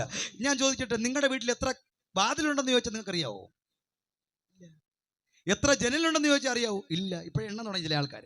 സ്വന്തം വീട്ടിലെ വാതിലിൻ്റെ എണ്ണം അറിയത്തില്ല, സ്വന്തം വീട്ടിലെ ജനലിൻ്റെ എണ്ണം അറിയത്തില്ല, സ്വന്തം നേരെ മലയാളം പോലും വാക്ക് ഉച്ചരിപ്പാൻ അറിയാത്ത നമ്മളാ പറയുന്നത്, അയ്യോ പണ്ടൊന്നും പെന്തക്കോസ്ത് ഇല്ലായിരുന്നു. അതിൻ്റെ അർത്ഥം നീ ബൈബിൾ വായിക്കണം. പെന്തക്കോസ്ത് എന്നറിയപ്പെടുന്ന ഒരു സഭയല്ല. പെന്തക്കോസ്ത് എന്ന് പറയപ്പെടുന്നത് ഒരു പെരുന്നാളാണ്. യെരൂശലേം ദൈവാലയത്തിൽ എല്ലാ വർഷവും നടക്കുന്ന ഒരു പെരുന്നാളാണ് പെന്തക്കോസ്ത് പെരുന്നാൾ. യേശു ക്രിസ്തു മരിച്ചു അടക്കപ്പെട്ട് ഉയർത്തെഴുന്നേറ്റ് 50-ാമത്തെ ദിവസവും ഈ പെന്തക്കോസ്ത് പെരുന്നാളിന്റെ ദിവസമാണ്. ശ്രദ്ധിച്ചോ? ഈ പെന്തക്കോസ്ത് പെരുന്നാളിൽ ആയിരക്കണക്കിന് ആൾക്കാർ യെരൂശലേം ദൈവാലയത്തിൽ പോവുക പതിവുണ്ടായിരുന്നു. പക്ഷേ 1-ാം അധ്യായം പഠിക്കുമ്പോൾ യേശു ക്രിസ്തുവിന്റെ അമ്മയായ മറിയയും യേശു ക്രിസ്തുവിന്റെ ശിഷ്യന്മാരും കൂടെയുള്ള പല വ്യക്തികളും കൂടെ ഒരു തീരുമാനമെടുത്തു. 120 പേർ ഒരു തീരുമാനമെടുത്തു. എന്താണെന്നറിയാമോ? ഈ വർഷം പെന്തക്കോസ്ത് പെരുന്നാൾ ദിവസവും യെരൂശലേം ദൈവാലയത്തിൽ നമ്മൾ പോകുന്നില്ല. പിന്നെയോ ആ പോകുന്ന വഴിക്കലുള്ള ഒരു ഓഡിറ്റോറിയം ഉണ്ട്, ഒരു ഹാളുണ്ട്, ആ മാളിക മുറിയുണ്ട്. അവിടെ നമുക്കൊരുമിച്ച് കൂടിയിരുന്ന് ഒന്ന് പ്രാർത്ഥിക്കാം. എന്താ പ്രാർത്ഥന വിഷയം? യേശുക്രിസ്തു പോകുമ്പോൾ ഇങ്ങനെ പറഞ്ഞു, ഞാൻ പോയി മറ്റൊരു കാര്യസ്ഥനാകുന്ന പരിശുദ്ധാത്മാവിനെ അയച്ചു തരുമെന്ന് പറഞ്ഞു. ആ പരിശുദ്ധാത്മാവിനെ ഞങ്ങളുടെ മേൽ അയക്കണമേ എന്നുള്ള ഒറ്റ പ്രാർത്ഥന വിഷയത്തിന് വേണ്ടി പ്രാർത്ഥിക്കാൻ വേണ്ടി 120 പേർ അതാ അവിടെ കൂടിയിരുന്നു. 1-ാമത്തെ ക്രിസ്തീയ സഭയുടെ തുടക്കമാണ് പറയുന്നത്. ആര് ചോദിച്ചാലും പറഞ്ഞു കൊടുക്കണം. ഹല്ലേലൂയ. ഇത് ഇവിടെ റെക്കോർഡ് ചെയ്യുന്നു തോന്നുന്നു, ഒരു ഓഫായിട്ടില്ല അത്. ഹല്ലേലൂയ. ആർക്കും വേണേൽ കട്ട് ചെയ്ത് ഞാൻ തരാം. സ്തോത്രം. ഞാൻ ഈ ബൈബിൾ തെളിവാണ് ഈ പ്രസംഗിച്ചുകൊണ്ടിരിക്കുന്നത്. ഞാൻ അതാ പറഞ്ഞ ഒരു പെന്തക്കോസ്തിന്റെ ഉപദേശം ഒന്നല്ല പ്രസംഗിക്കുന്നത്, ബൈബിളിന്റെ തെളിവായി പ്രസംഗിച്ചുകൊണ്ടിരിക്കുന്നത്. സ്തോത്രം. ഈ 120 പേർ ഒരുമിച്ച് കൂടിയിരിക്കുമ്പോൾ ഇനി വായിക്കാം അപ്പോസ്തല പ്രവൃത്തി 2-ന്റെ 1-ാം വാക്യം മുതൽ. പെന്തക്കോസ്ത് നാൾ വന്നപ്പോൾ എല്ലാവരും ഒരു സ്ഥലത്ത് ഒന്നിച്ചൊരു സ്ഥലത്ത് കൂടി. പെട്ടെന്ന് കൊടിയ കാറ്റടിക്കുന്നത് പോലെ ആകാശത്തു നിന്നൊരു മുഴക്കമുണ്ടായി. അവർ ഇരുന്നിരുന്ന വീട് മുഴുവൻ നിറച്ചു. അഗ്നിജ്വാല പോലെ പിളർന്നിരുന്ന നാവുകൾ അവർക്ക് പ്രത്യക്ഷപ്പെട്ടു. അവരിൽ ഓരോരുത്തരുടെ മേൽ പതിഞ്ഞു. എല്ലാവരും പരിശുദ്ധ. ഇങ്ങോട്ട് നോക്കി, അവിടെ വായിക്കുന്നത് എങ്ങനെയാ? ലോകത്തിലെ 1-ാമത്തെ ക്രിസ്തീയ സഭയിൽ പരിശുദ്ധാത്മാവ് ഉണ്ടായിരുന്നു. അതിന്റെ അർത്ഥം ഇന്നും പരിശുദ്ധാത്മാവിൽ വിശ്വസിക്കുകയും പരിശുദ്ധാത്മാവിൽ ആരാധിക്കുകയും ചെയ്യുന്ന ആരൊക്കെയുണ്ടോ അവർക്ക് അഭിമാനത്തോടെ പറയാൻ പറ്റൂ, ഞങ്ങളാണ് ലോകത്തിലെ 1-ാമത്തെ ക്രിസ്തീയ സഭ. സ്തോത്രം. പരിശുദ്ധാത്മാവ് ലോകത്തിൽ 1-ാമത്തെ ക്രിസ്തീയ ആരാധനയിൽ പരിശുദ്ധാത്മാവ് വന്നു. ഈ പണ്ടൊക്കെ ചില ആൾക്കാർ പറയും പെന്തക്കോസ്തുകാരുടെ സാധനമാണ് ഹല്ലേലൂയ, സ്തോത്രക്കാര് ഹല്ലേലൂയക്കാരെന്ന് പറയും അല്ലേ ചാ? അല്ലെ പണ്ടൊക്കെ ഹല്ലേലൂയക്കാരെന്ന് പറയുന്നത്. അന്ന് കളിയാക്കിയവരെ ഇന്ന് നമ്മൾ ഹല്ലേലൂയ. അവരെങ്ങനെയാ? Hallelujah hallelujah hallelujah. നമ്മൾ ഒന്ന് പറയുമ്പോൾ അവർ 100 എന്നിട്ട് അവർ പറയാ പെന്തക്കോസ്തുകാർക്ക് കൊടുത്ത പരിശുദ്ധാത്മാവ് നമുക്ക് തരുമെന്ന്. മുമ്പ് പറഞ്ഞ എന്തോ ഹല്ലേലൂയക്കാര് പെന്തക്കോസ്തുകാര്, സ്തോത്രക്കാര് പെന്തക്കോസ്തുകാര്. ഇന്ന് നമ്മൾ ഒരു സ്തോത്ര നീട്ടുമ്പം അവർ സ്തോത്രം പറയും.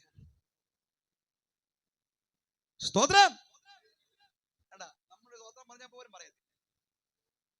ധ്യാന കേന്ദ്രത്തിൽ ചെന്ന് നോക്കണം, അവര് ഒറ്റ എണ്ണ ഇതുപോലെ ഒന്നും ഇരിക്കത്തില്ല. എല്ലാവരും കലയില് കലയില് കലയില് പറഞ്ഞോണ്ടിരിക്കും. നമ്മൾ പണ്ട് കലയില് കലയില് പറയും. ഇപ്പൊ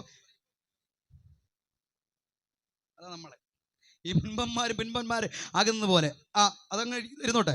അപ്പോൾ ഒന്നാമത്തെ ക്രിസ്തീയ സഭയിൽ എന്തുണ്ടായിരുന്നു? പരിശുദ്ധാത്മാവ് ഉണ്ടായിരുന്നു. അടുത്ത ആത്മാവ് അവർക്ക് ഉച്ചരിപ്പാൻ നൽകിയതുപോലെ അന്യഭാഷയിൽ സംസാരിച്ച. അതിന്റെ അർത്ഥം, പ്രിയ സ്നേഹിത, സായിപ്പ് അകത്ത് ഇട്ടോണ്ട് വന്ന സാധനമല്ല അന്യഭാഷ. ലോകത്തിൽ ഒന്നാമത്തെ ക്രിസ്തീയ ആരാധനയിൽ, ഒന്നാമത്തെ ക്രിസ്തീയ സഭയിൽ അന്യഭാഷ ഉണ്ടായിരുന്നു. അതുകൊണ്ട് ഇന്ന് അന്യഭാഷയിൽ വിശ്വസിക്കുകയും അന്യഭാഷയിൽ ആരാധിക്കുകയും ചെയ്യുന്ന ആരൊക്കെയുണ്ടോ അവർക്ക് അഭിമാനത്തോടെ പറയാൻ പറ്റും, ഞങ്ങള് ലോകത്തിൽ ഒന്നാമത്തെ ക്രിസ്തീയ സഭ. അതാ തൊണ്ടകരി കിടന്ന് വിളിക്കുന്നത്. സ്തോത്രം. അഭിമാനമുണ്ട്. സ്തോത്രം. അപ്പോൾ എന്താ സംഭവിച്ചറിയാമോ? ഇങ്ങനെയുള്ള ആരാധന ഉണ്ടായപ്പോൾ 120 വരെ ഉള്ള കേട്ടോ, ആയിരക്കണക്കിന് ആൾക്കാർ എങ്ങോട്ട് പോയിക്കൊണ്ടിരിക്കുക?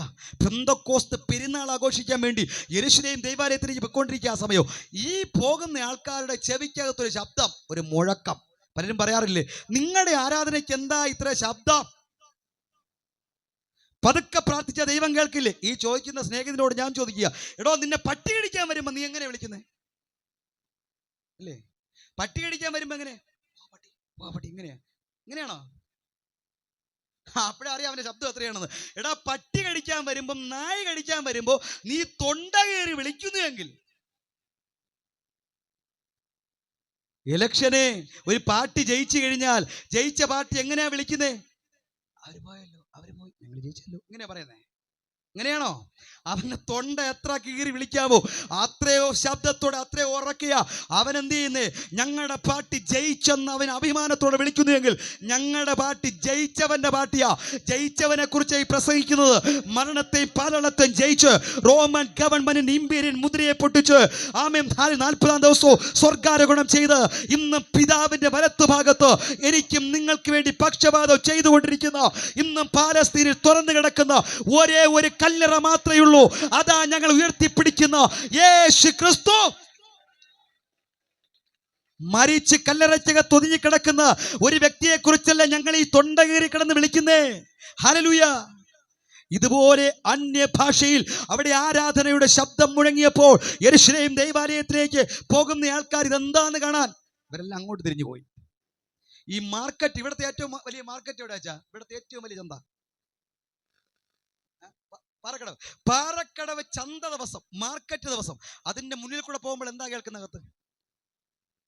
ബഹളമാണ്. നമ്മൾ എന്തിക്ക് ഇപ്പം തന്നെ അവിടെ കൊലപാതകം നടക്കും എന്ന് വിചാരിക്കും. പക്ഷെ അകത്ത് ചെല്ലുമ്പം ബഹളമല്ല. മത്തിക്ക് എത്രയാണ്? അല്ലെ, അങ്ങനെയല്ലേ? പച്ചക്കറി എത്ര രൂപയാണ്? അത് 100 രൂപയ്ക്ക് കൊടുക്കൂ. ഇത് ഉരുളക്കിഴങ്ങ് 50 രൂപയ്ക്ക് കൊടുക്കൂ. അതിനകത്തെല്ലാം വിലപേശലും വാങ്ങലും കൊടുക്കല നടന്നുകൊണ്ടിരിക്കുന്നത്. പുറത്ത് കേൾക്കുന്നവന് ബഹളമായി തോന്നും. അതാ നമുക്ക് പറയാൻ പറ്റൂ. ഇതിനകത്ത് പണ്ടേ, അതാണ് പാട്ടിൽ നമ്മൾ പറയാറില്ലേ, അന്നേ മരിച്ചു പോയെങ്കിൽ എൻ ദൈവമേ ഞാൻ ചെന്നേ വന്നരകമതിൽ. അന്നേ മരിച്ചു പോയെങ്കിൽ എൻ ദൈവമേ ഞാൻ ചെന്നേ വന്നരകമതിൽ. തന്നോ നിൻ കൃപാദാനം ഇന്നും ജീവിച്ചിടുവാൻ. തന്നോ നിൻ കൃപാദാനം ഇന്നും ജീവിച്ചിടുവാൻ. നിന്നാത്മ ശക്തിയാലെ നിത്യം നടത്തേണമേ. നിന്നാത്മ ശക്തിയാലെ നിത്യം നടത്തേണമേ. അന്നേ മരിച്ചു പോയെങ്കിൽ എൻ ദൈവമേ ചെന്നേ വന്നരകമതിൽ. ഹല്ലേലൂയ.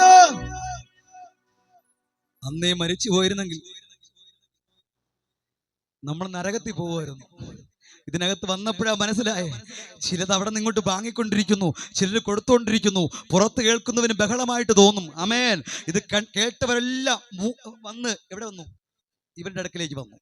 വന്നവർ അവിടെ അങ്ങ് ഇരുന്നു. 120 പേരുണ്ടായിരുന്ന സ്ഥാനത്ത് ഇപ്പൊ എത്രയായി? 3000.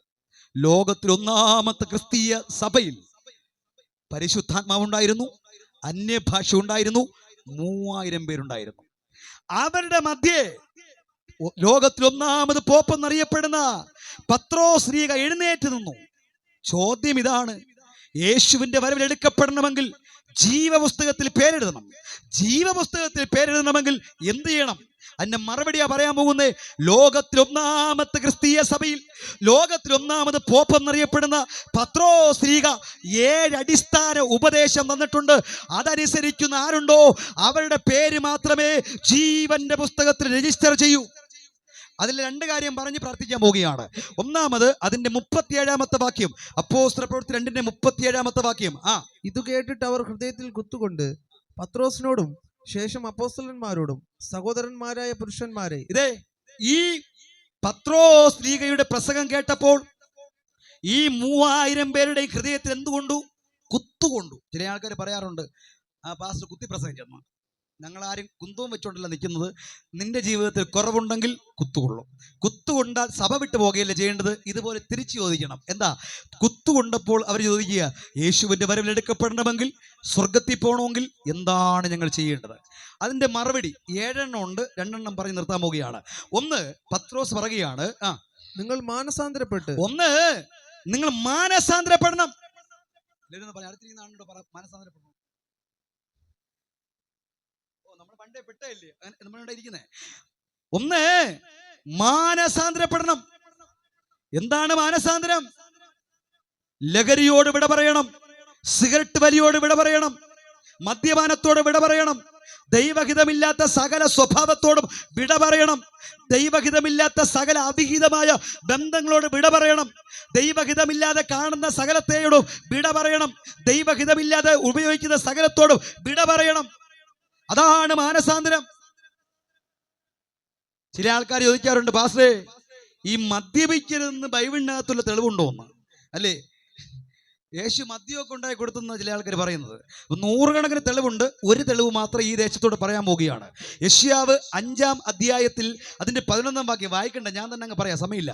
യെശയ്യാവ് 5-ന്റെ 11-ാം വാക്യത്തിൽ അവിടെ ഇങ്ങനെ കാണുന്നു, അധികാലത്തെഴുന്നേറ്റ് മദ്യം തേടി ഓടുകയും വീഞ്ഞു കുടിച്ച് സന്ധ്യാസമയം നേരം വൈകി വരികയും ചെയ്യുന്നവർക്ക് അയ്യോ കഷ്ടം. ഇത് പറയാനേ കൺവെൻഷൻ വെച്ചിരിക്കുന്നത്. അല്ലാതെ നീ സൈക്കിളിൽ വന്നവൻ കാർ എടുത്തോണ്ട് പോകാൻ പോകുകയാണ്, പിടിച്ചോ, ഇതൊന്നും അല്ല. ഹല്ലേലൂയ. ഈ ദൈവ മക്കൾ, ഈ ദൈവദാസന്മാർ ഈ സുവിശേഷം യോഗം വെച്ചിരിക്കുന്നതെന്ന് പറഞ്ഞാൽ ഇന്ന് മരിച്ചാൽ നീ സ്വർഗത്തിൽ പോകണം, യേശുവിന്റെ വരവിൽ നീ എടുക്കപ്പെടണം. ഹല്ലേലൂയ. അപ്പോൾ അയ്യോ കഷ്ടം. ഇനി അവരുടെ പ്രത്യേകത ശ്രദ്ധിച്ചോണേ. ഈ മദ്യപിക്കുന്നവരുടെ പ്രത്യേകത നിങ്ങൾ നോക്കണം. അവരുടെ വിരുന്നുകളിൽ കിന്നരം, വീണ, തപ്പ്, കുഴൽ, കാണുന്നേ അല്ലെ, ഇതെല്ലാം ഉണ്ടെന്ന. അതിനർത്ഥം ഇതാണ്, ഈ റാസയൊക്കെ പോകുന്ന സമയത്ത് നിങ്ങൾ നോക്കണം, ചെണ്ടമേളങ്ങൾ പോകുമ്പോൾ പ്രായമുള്ള ചില അപ്പച്ചന്മാരും ചില ചെറുപ്പക്കാരും ആ ചെണ്ടമേളത്തിന്റെ അകമ്പടിയോടെ ഡാൻസ് കളിക്കുന്നുണ്ടോ? ഇവരാരും ബ്രേക്ക് ഡാൻസ് പഠിച്ചവരല്ല. ഈ വെള്ളം അകത്തി ചെല്ലുമ്പോൾ നന്നായിട്ട് ഡാൻസ് കളിക്കും. ഈ വെള്ളം അകത്തി എന്നാൽ നന്നായിട്ട് പാട്ട് പാടും. ഈ വെള്ളം അകത്തി എന്നാൽ നന്നായിട്ട് ചിരിക്കും. ചില ആൾക്കാർ അങ്ങനെയാണ്, ചിരിക്കത്തില്ല, ആരോടും മിണ്ടകത്തില്ല, വെള്ള മുണ്ടും വെള്ള ഷർട്ടൊക്കെ ഇട്ടുകൊണ്ട് പോകുന്ന പോക്ക് കണ്ടാൽ ഏതോ വലിയ ബാങ്ക് മാനേജർ എന്ന് തോന്നും. എന്ത് ചോദിച്ചാലും ആ ഊ ഈ. പക്ഷെ ഈ വെള്ളം അകത്തി എന്നാ പിന്നെ വാ തുറക്കുക ആശാന്റെ. പിന്നെ വിളിക്കുന്ന എന്താണെന്നറിയോ? അളിയ അളിയ എന്നാ വിളിക്കുന്നത്. ഏത് വകയിൽ അളിയനെന്നറിയത്തില്ല. ഇന്ന് രാത്രി ഇതുപോലെ പല അളിയന്മാരും കേട്ടോണ്ടിരിക്കുക, അളിയ ഇന്ന് രാത്രി നീ മാനസാന്തരപ്പെടണം. ഈ ദേശത്ത് ഒത്തിരി അളിയന്മാരെ കേട്ടോണ്ടിരിക്കുക ഇന്ന് രാത്രി. ഹല്ലേലൂയ. ഈ അളിയന്മാർക്ക് പറ്റുന്ന അബദ്ധം എന്തൊക്കെ അറിയാമോ? ഈ മദ്യപിച്ച് ലക്കുകെട്ട് റോഡ് സൈഡിൽ കിടക്കുമ്പം നായി വന്ന് മൂത്രമൊഴിക്കുമ്പം ഇടിവെട്ടി മഴ പെയ്യട്ടെ എന്ന് പറയുന്ന അളിയന്മാരുണ്ട്. നടന്ന് ആടി ആടി പോകുമ്പോൾ സർവക്കലിനെ കണ്ടിട്ട് എന്തടാ എന്നെ കണ്ടിട്ട് എണീക്കാത്ത എന്ന് പറഞ്ഞ് കാല് മടക്കി അടിച്ച് കാല് പൊട്ടി അളിയന്മാരുണ്ട്. അതിനർത്ഥം ബൈബിളിൽ തന്നെ പഠിപ്പിക്കുന്നു, ആർക്ക് അനാവശ്യമായ മുറിവ്, ആർക്ക് കഞ്ചുവപ്പ്, ആർക്ക് കഷ്ടം, അല്ലേ? മെഡിക്കൽ കോളേജിൽ ചെന്നാൽ രാത്രി 1 മണി 2 മണി സമയത്ത് ചെന്ന് കഴിഞ്ഞാൽ ഏറ്റവും കൂടുതൽ അപകടത്തിൽ പെടുന്നവരെ, ആക്സിഡന്റിൽ പെടുന്നവരെ കൊണ്ടുവരുന്ന കാഴ്ച കാണാൻ പറ്റൂ. ഈ കൊണ്ടുവരുന്നവരും ഇതിൽ പെട്ടവനും ഈ മദ്യത്തിന് അടിമകളായിരിക്കും. 2024 2025 നാം എടുത്ത് പരിശോധിച്ചാൽ ഏറ്റവും കൂടുതൽ ഈ ലോകം വിട്ട് മാറ്റപ്പെട്ടത് ആരെന്നറിയാമോ? പ്രായമുള്ളവരല്ല. 15 വയസ്സിനും 20 വയസ്സിനും ഇടയ്ക്കുള്ള ആൺകുട്ടികൾ അപകടം വഴിയാ ഈ ലോകം വിട്ട് മാറ്റപ്പെട്ട്. അതിൻ്റെ അർത്ഥം ഇവരെല്ലാം ലഹരിക്കടിമകളായിരുന്നു. അപ്പൻ്റെ അമ്മയുടെ സ്വപ്നങ്ങൾ പൊരിഞ്ഞുപോയി. ഇന്ന് നല്ല ഡിഗ്രിയുള്ള അവരുടെ എല്ലാ വിഷയത്തിലും A+ മേടിച്ച സർട്ടിഫിക്കറ്റ് മാത്രമേ അപ്പൻ്റെ അമ്മയുടെ കയ്യിലുള്ളൂ. മക്കൾ ഈ ലോകം വിട്ട് മാറ്റപ്പെട്ടു പോയി. എത്രയോ 14 15 വയസ്സായ പെൺകുട്ടികൾ ആത്മഹത്യ വഴി ലോകം വിട്ട് മാറ്റപ്പെട്ടു പോയി. ഈ സുവിശേഷമൊക്കെ എന്തിനാ ക്രമീകരിച്ചിരിക്കുന്നതെന്ന് അറിയാമോ? ഇതുപോലെ ആ മക്കളെ ഓർത്ത് നീറിപ്പുകയുന്ന ഒത്തിരി അമ്മമാരെയും അപ്പന്മാരെയും ദൈവാത്മാവ് കാണുന്നുണ്ട്. ഈ ദേശത്തെ ദൈവം സ്നേഹിക്കുന്നുണ്ട്. നിന്റെ മക്കളെ വിടുവിപ്പാൻ ഒരു ദുർമരണം പോലും ഇതുപോലെ ഒരു അപ്പൻ്റെ അമ്മയുടെ സ്വപ്നങ്ങൾ ഇനി പൊലിയാൻ പാടില്ല. സ്തോത്രം. ഈ ലഹരി മുഖാന്തരം എന്തെല്ലാം സംഭവിച്ചുകൊണ്ടിരിക്കുന്ന അറിയാമോ? അതാണ് ഇൻസ്റ്റാഗ്രാം പ്രണയം, യുവതി ആത്മഹത്യ ചെയ്തു, അല്ലേ? ദൈവത്തിന്റെ സ്വന്തം നാടെന്ന അഭിമാനത്തോടെ പറഞ്ഞുകൊണ്ടിരിക്കുന്ന കേരള സംസ്ഥാനം ഭ്രാന്താലയമായി മാറിക്കൊണ്ടിരിക്കുന്നു. ഓരോ ദിവസവും പത്രം വായിക്കുമ്പോൾ കൊലപാതകങ്ങളാണ്. ഈ കൊല നടത്തുന്നവരുടെ ബാക്ക്ഗ്രൗണ്ട് നാം എടുത്ത് പരിശോധിച്ചാൽ ഇവരെല്ലാം മദ്യത്തിനും കഞ്ചാവിനും മറ്റ് പല ലഹരികൾക്കും അടിമകളാണ്. പണ്ട് ഏറ്റവും എൻ്റെ ചെറിയ പ്രായത്തിൽ മദ്യപിക്കുന്നവര് ഏറ്റവും പ്രായമുള്ളവരാ. അത് കഴിഞ്ഞ് കോളേജ് കുമാരന്മാരും കോളേജ് കുമാരിമാരുമായിരുന്നു. ഇപ്പോൾ 8ാം ക്ലാസ്സിൽ പഠിക്കുന്ന കുട്ടികൾ വരെ ലഹരികൾക്ക് അടിമയാണ്. സ്തോത്രം. അപ്പനെയും അമ്മയും പറ്റിക്കുന്ന തലമുറകൾ കൂടിക്കൊണ്ടിരിക്കുകയാണ്, അല്ലേ? ഇന്ന് സമയമില്ലാത്തതുകൊണ്ട് കൂടുതൽ എനിക്ക് പറയാൻ പറ്റത്തില്ല. ഒരിക്കൽ ഒരു സന്തുഷ്ടമായ ഒരു പാവപ്പെട്ട കുടുംബം, ആ കുടുംബത്തിൽ 2 പെൺമക്കളാ. മൂത്ത മകൾ 14 വയസ്സ്, രണ്ടാമത്തത് 7ാം ക്ലാസ്സിൽ പഠിക്കുന്ന ഒരു കൊച്ച. അപ്പൻ ശാരീരികമായ പ്രശ്നം മുഖാന്തരം ഒരു രോഗിയായി കിടക്കുക. അമ്മ തൊഴിലുറപ്പ് പണിക്ക് പോകുന്ന ഒരമ്മയാ. ഈ കുടുംബം എന്ന് പറഞ്ഞാൽ സന്തുഷ്ടമായ കുടുംബം. ഈ അപ്പനും അമ്മയും മക്കളും നന്നായിട്ട് ഒരുമിച്ച് വർത്തമാനം പറയുന്നവർ, നന്നായിട്ട് ചിരിക്കുന്നവർ, നല്ല വർത്തമാനങ്ങൾ പറയുന്നവർ. ഒരു ദിവസം അമ്മ തൊഴിലുറപ്പിന് വേണ്ടി കടന്നുപോയി. അന്ന് അവധിയായതുകൊണ്ട് ഈ 2 പെൺമക്കളും അപ്പൻ്റെ കട്ടിൻ്റെ അടുത്ത് വന്നിരുന്ന് കോമഡിയൊക്കെ പറഞ്ഞ് കുടുകുടാ ചിരിച്ചുകൊണ്ടിരിക്കുകയാണ്. അങ്ങനെ ചിരിച്ച് സന്തോഷത്തോടെ ഇരിക്കുമ്പോൾ മൂത്ത മകളുടെ ഫോൺ ഇറങ്ങിയിരുന്നു. അപ്പൻ പറഞ്ഞു, മോളെ നിന്റെ ഫോണാണല്ലോ, ചെന്നെടുക്കെന്ന് പറഞ്ഞു. അവൾ ചെന്ന് ഫോൺ എടുത്തു. ഫോണും എടുത്ത് അവൾ പുറത്തേക്ക് പോയി. ചില നിമിഷങ്ങൾ കഴിഞ്ഞു, അവളെ കാണാനില്ല. അനുജത്തിയെ വീടിന് ചുറ്റും നടക്കുകയാണ്. ചേച്ചി ചേച്ചി എന്ന് വിളിച്ച് ചുറ്റും നടന്നു. പക്ഷെ ചേച്ചി കാണാനില്ല. കുറച്ച് കഴിഞ്ഞ് പുറകിലുള്ള ബാത്റൂമിന് ഡോർ അടഞ്ഞു കിടക്കുന്നു. ഈ മകൾ ചെന്ന് ശക്തമായി അതിൽ ചെന്ന് ഇടിക്കുമ്പോൾ അകത്ത് ലോക്കാണ്. അപ്പനോട് വന്ന് പറഞ്ഞു, പപ്പാ ചേച്ചി ആ ബാത്റൂമിനകത്തുണ്ട്, വിളിച്ചിട്ട് വിളി കേൾക്കുന്നില്ല, ആ ഡോർ ഓപ്പൺ ചെയ്യുന്നില്ല. ഈ അപ്പൻ എണീക്കാൻ പറ്റാത്ത അപ്പനാ എങ്ങനെയൊക്കെ ആ ബാത്റൂമിനടുത്തേക്ക് എത്തി. അതിന് ശക്തമായി ഡോർ തുറക്കുമ്പോൾ കഴിഞ്ഞ ചില മിനിറ്റുകൾ മുൻപ് അപ്പൻ്റെ അടുത്തിരുന്ന് സന്തോഷത്തോടെ വർത്തമാനം ചെയ്തുകൊണ്ടിരുന്ന മകൾ ആത്മഹത്യ ചെയ്ത് നിൽക്കുകയാണ്. അപ്പൻ പറയുന്ന സോഷ്യൽ മീഡിയയിലൊക്കെ വന്ന് പറഞ്ഞ വാർത്തയാ. അപ്പൻ ചോദിക്കുന്ന ചോദ്യം ഇതാ, മോളെ നിനക്ക് എന്തെങ്കിലും ഉണ്ടായിരുന്നുവെങ്കിൽ ഈ അപ്പനോട് എന്തുകൊണ്ട് നിനക്ക് പറഞ്ഞുകൂടാ? അല്ലേ? ഇപ്പോഴും ആ വാർത്ത അതാ.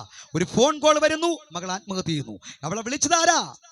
അവൾ വിശ്വസിച്ച് സ്നേഹിച്ച അവളുടെ കാമുകൻ, അവൻ വിശ്വസിക്കുന്ന അവളുടെ കാമുകൾ. ഇതൊക്കെയാണ് സംഭവിച്ചു നടക്കുന്നത്. ഒരു ഫോൺ കോളിൽ ആത്മഹത്യ ചെയ്യുന്നു. ഞങ്ങളുടെ വീടിനടുത്താണ്, കാട്ടാക്കട. മെനഞ്ഞാന്നാന്ന് തോന്നുന്നു, അല്ലേ? 14 വയസ്സുള്ള +2 പഠിക്കുന്ന ഒരു ആൺകുട്ടി സ്കൂളിൽ ചെന്ന് ആത്മഹത്യ ചെയ്തത് കാട്ടാക്കടയിലാണ്. അതിന്റെ അർത്ഥം എന്താ?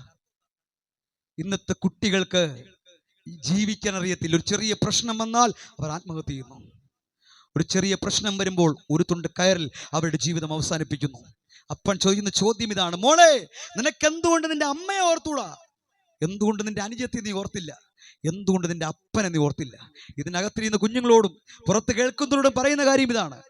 ഇന്ന് രാത്രി ഇതുപോലെ കുഴിക്കകത്തകപ്പെട്ട ഒത്തിരി പെൺകുട്ടികളെ നമുക്ക് ദേശത്ത് കാണാൻ പറ്റും. ഇന്നത്തെ സ്നേഹം എന്ന് പറയുന്നത് ശരീരത്തിന് വേണ്ടിയുള്ള സ്നേഹമാണ്. ഇന്നത്തെ സ്നേഹം എന്ന് പറഞ്ഞാൽ ആൺകുട്ടികളോടൊക്കെ ഞാൻ പറയാറുണ്ട്, ജ്യൂസുമായി അവൾ വരും, ആ പെൺകുട്ടിയോട് ഞാൻ പറയും, ഇന്നത്തെ സ്നേഹം എന്ന് പറഞ്ഞാൽ നാളെ അവൻ പെട്രോളുമായി അവൻ വരും. ഇതാണ് ഇന്നത്തെ സ്നേഹം എന്ന് പറയുന്നത്. അതുകൊണ്ട് നീ മാനസാന്തരപ്പെടണം. ദൈവഹിതമില്ലാത്ത സകലത്തോടും ഇന്ന് രാത്രി വിട പറയണം. സമയമില്ലാത്തതുകൊണ്ട് ഞാൻ അവിടെ സ്റ്റോപ്പ് ചെയ്ത് നിർത്തി. ഇനി ഒരു കാര്യം മാത്രമേ ഉള്ളത്, പറഞ്ഞങ്ങ് നിർത്താൻ പോവുകയാണ്. 2 പത്രോസ് പറയുകയാണ്, 1 നീ എന്ത് ചെയ്യണം? മാനസാന്തരപ്പെടണം. 2 നിങ്ങളുടെ പാപങ്ങളുടെ മോചനത്തിനായി ഓരോരുത്തരും യേശു ക്രിസ്തുവിന്റെ നാമത്തിൽ സ്നാനപ്പെടണം. ഇതും കൂടെ പറഞ്ഞാലേ സുവിശേഷം പൂർത്തിയാകും. 1 മാനസാന്തരപ്പെട്ട വ്യക്തി എന്ത് ചെയ്യണം? സ്നാനപ്പെടണം. ചില ആൾക്കാരോട് സ്നാനത്തിനെ കുറിച്ച് പറയുമ്പം അവർ പറയാറുണ്ട്, യേശു ക്രിസ്തുവിന്റെ ക്രൂശ് മരണത്തിൽ 2 കള്ളന്മാരെ അല്ലെ കൂടെ ക്രൂശിച്ചല്ലോ. അതിലൊരു കള്ളൻ യേശുവിനോട് ഇങ്ങനെ പറഞ്ഞു, നീ രാജ്യത്വം പ്രാപിച്ചു വരുമ്പോൾ എന്നെ കൂടെ എന്ത് ചെയ്യണേ? ഓർക്കണേ എന്ന്. അപ്പോൾ യേശു തിരിച്ചെന്താ പറഞ്ഞേ? നീ എന്നോട് കൂടെ പ്രതീക്ഷിച്ചിരിക്കും. ആ കള്ളൻ സ്നാനപ്പെട്ടില്ലല്ലോ, പിന്നെ നമുക്കും പശ്ചാത്താപം പോരെ? ഈ ദേശത്തിൽ ആരൊക്കെ ചോദിക്കുന്ന ചോദ്യ. അതിന്റെ മറുപടി പറഞ്ഞ് നിർത്താൻ പോവുകയാണ്. എന്താണ് സ്നാനം? റോമർ 6:3 മുതൽ വായിക്കുന്ന എങ്ങനെയാണ്? റോമർ 6:3. അല്ല, യേശു ക്രിസ്തുവിനോട് ചേരുവാൻ സ്നാനമേറ്റവരായ നാം എല്ലാവരും, കാണാതെ അറിയാം ഈ പറഞ്ഞ എല്ലാ വാക്യവും, പക്ഷേ ആ തെളിവ് വേണമല്ലോ അല്ലേ? അല്ല, യേശു ക്രിസ്തുവിനോട് ചേരുവാൻ സ്നാനമേറ്റവരായ, റോമർ 6:3 മുതൽ വായിച്ചേ. അല്ല, യേശു ക്രിസ്തുവിനോട് ചേരുവാൻ സ്നാനമേറ്റവരായ നാം എല്ലാവരും അവന്റെ മരണത്തിൽ പങ്കാളികളാകുവാൻ സ്നാനമേറ്റിരിക്കുന്നു. ശ്രദ്ധിച്ചേ, 1 അല്ല യേശു ക്രിസ്തുവിനോട് ചേരുവാൻ. 1 സ്നാനപ്പെട്ടവർക്ക് അഭിമാനത്തോടെ നെഞ്ചത്ത് കൈവച്ച് പറയാൻ പറ്റും, ഒരു പള്ളിയിൽ ചേരാനല്ല ഞാൻ സ്നാനപ്പെട്ടെ, കല്യാണം നടക്കാനല്ല സ്നാനപ്പെട്ടത്, പിന്നെയോ ഞാൻ യേശുവിനോട് ചേർന്നു. യേശുവിനോട് ചേർന്നവരൊന്ന് കൈ ഉയർത്തി കർത്താവിനെ സ്തുതിച്ച്. ചേരാത്തവരൊക്കെ 2025 യേശുവിനോട് ചേരണം. 2 എന്തിനാ സ്നാനപ്പെട്ടത്? അവന്റെ മരണത്തിൽ പങ്കാളിയാകാൻ. ഈ കള്ളനൊരു ഭാഗ്യം ലഭിച്ചു. അക്ഷരീരികമായി യേശു ക്രിസ്തുവിന്റെ ക്രൂശ് മരണത്തിൽ അവൻ പങ്കാളിയായി. അല്ലേ? ഹല്ലേലൂയ! അവൻ ക്രൂശ് മരണത്തിൽ പങ്കാളിയായി. നമുക്ക് ആർക്കും അക്ഷരീരികമായ യേശു ക്രിസ്തുവിന്റെ ക്രൂശ് മരണത്തിൽ പങ്കാളിയാകാൻ കഴിഞ്ഞിട്ടില്ല. അതുകൊണ്ട് സ്നാനപ്പെട്ടേ പറ്റൂ. എല്ലാവരും ഒരു നിമിഷം എഴുന്നേൽക്കാം. കേൾക്കപ്പെട്ട ദൂതിന്റെ മുൻപിൽ സമ്പൂർണ്ണമായി സമർപ്പിക്കാം. കർത്താവ് താൻ ഗംഭീരനാദത്തോടും പ്രധാന ദൂതന്റെ ശബ്ദത്തോടും ദൈവത്തിന്റെ കാഹളത്തോടും കൂടെ ഏത് സമയത്ത് വരുമെന്ന് പറയാൻ പറ്റില്ല. ഹല്ലേലൂയ! കള്ളൻ വരുന്നത് പോലെ, നാം നനയ്ക്കാത്ത സമയത്ത് വരുന്നത് പോലെ, നമ്മുടെ കർത്താവായ യേശു ക്രിസ്തു നാം നനയ്ക്കാത്ത സമയത്ത് വരും. ഒരു നിമിഷം ഒന്ന് പ്രാർത്ഥിച്ചേ. നാം ചെയ്യുന്ന പ്രവൃത്തികൾ ബലിയുള്ള പ്രവൃത്തികളാണോ, ബലിയില്ലാത്ത പ്രവൃത്തികളാണോ എന്ന് അവരവരൊന്ന് ശോധന ചെയ്തേ. 8 വിധ യോഗ്യതയുള്ള ശരീരത്തോടു കൂടെ നാം എടുക്കപ്പെടും. ഹല്ലേലൂയ! ഹല്ലേലൂയ! ഏൽപ്പിച്ചു കൊടുത്തേ. ഹല്ലേലൂയ! മണ്ണിലുറങ്ങിയിടുന്ന ശുദ്ധിമാന്മാ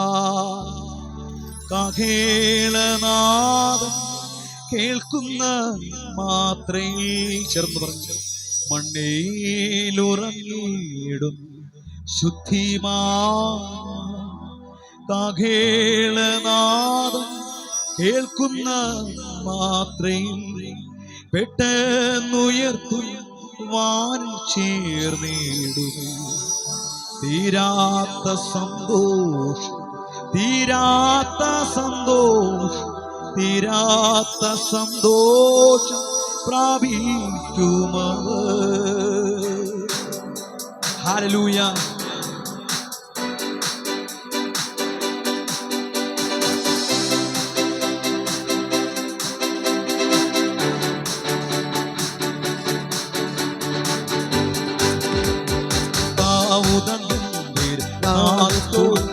പ്രധാന ദൈവ ദൂതർശത്തോടും കർത്താവുതംഗംഭീരനാദത്തോടും പ്രധാന ദൈവ ദൂതർശത്തോടും സ്വർഗത്തിൽ നിന്നിറങ്ങി വന്നിടുമ്പോൾ, സ്വർഗത്തിൽ നിന്നിറങ്ങി വന്നിടുമ്പോൾ എത്രയോ സന്തോഷം, എത്രയോ സന്തോഷം, എത്രയോ സന്തോഷം. ഓ എത്രയോ സന്തോഷം, എത്രയോ സന്തോഷം, എത്രയോ സന്തോഷം മധ്യാകാശത്തിൽ ദേവനോടി ഭൂതലിൽ പാർക്കും ശുദ്ധ രൂപാന്തരം പ്രാപിക്കുന്ന നേരത്തിൽ ജീവനോടി ഭൂതലിൽ പാർക്കും. എല്ലാവരും ചേർന്ന് സന്തോഷത്തോടെ പ്രാപിക്കുന്ന നേരത്തിൽ ഓ ഗീതാസ്വരത്തോടും അകോടും കൂടെ, ഗീതാസ്വരത്തോടും അകോടും കൂടെ വിണ്ണൂലകം പോ വിണ്ണൂ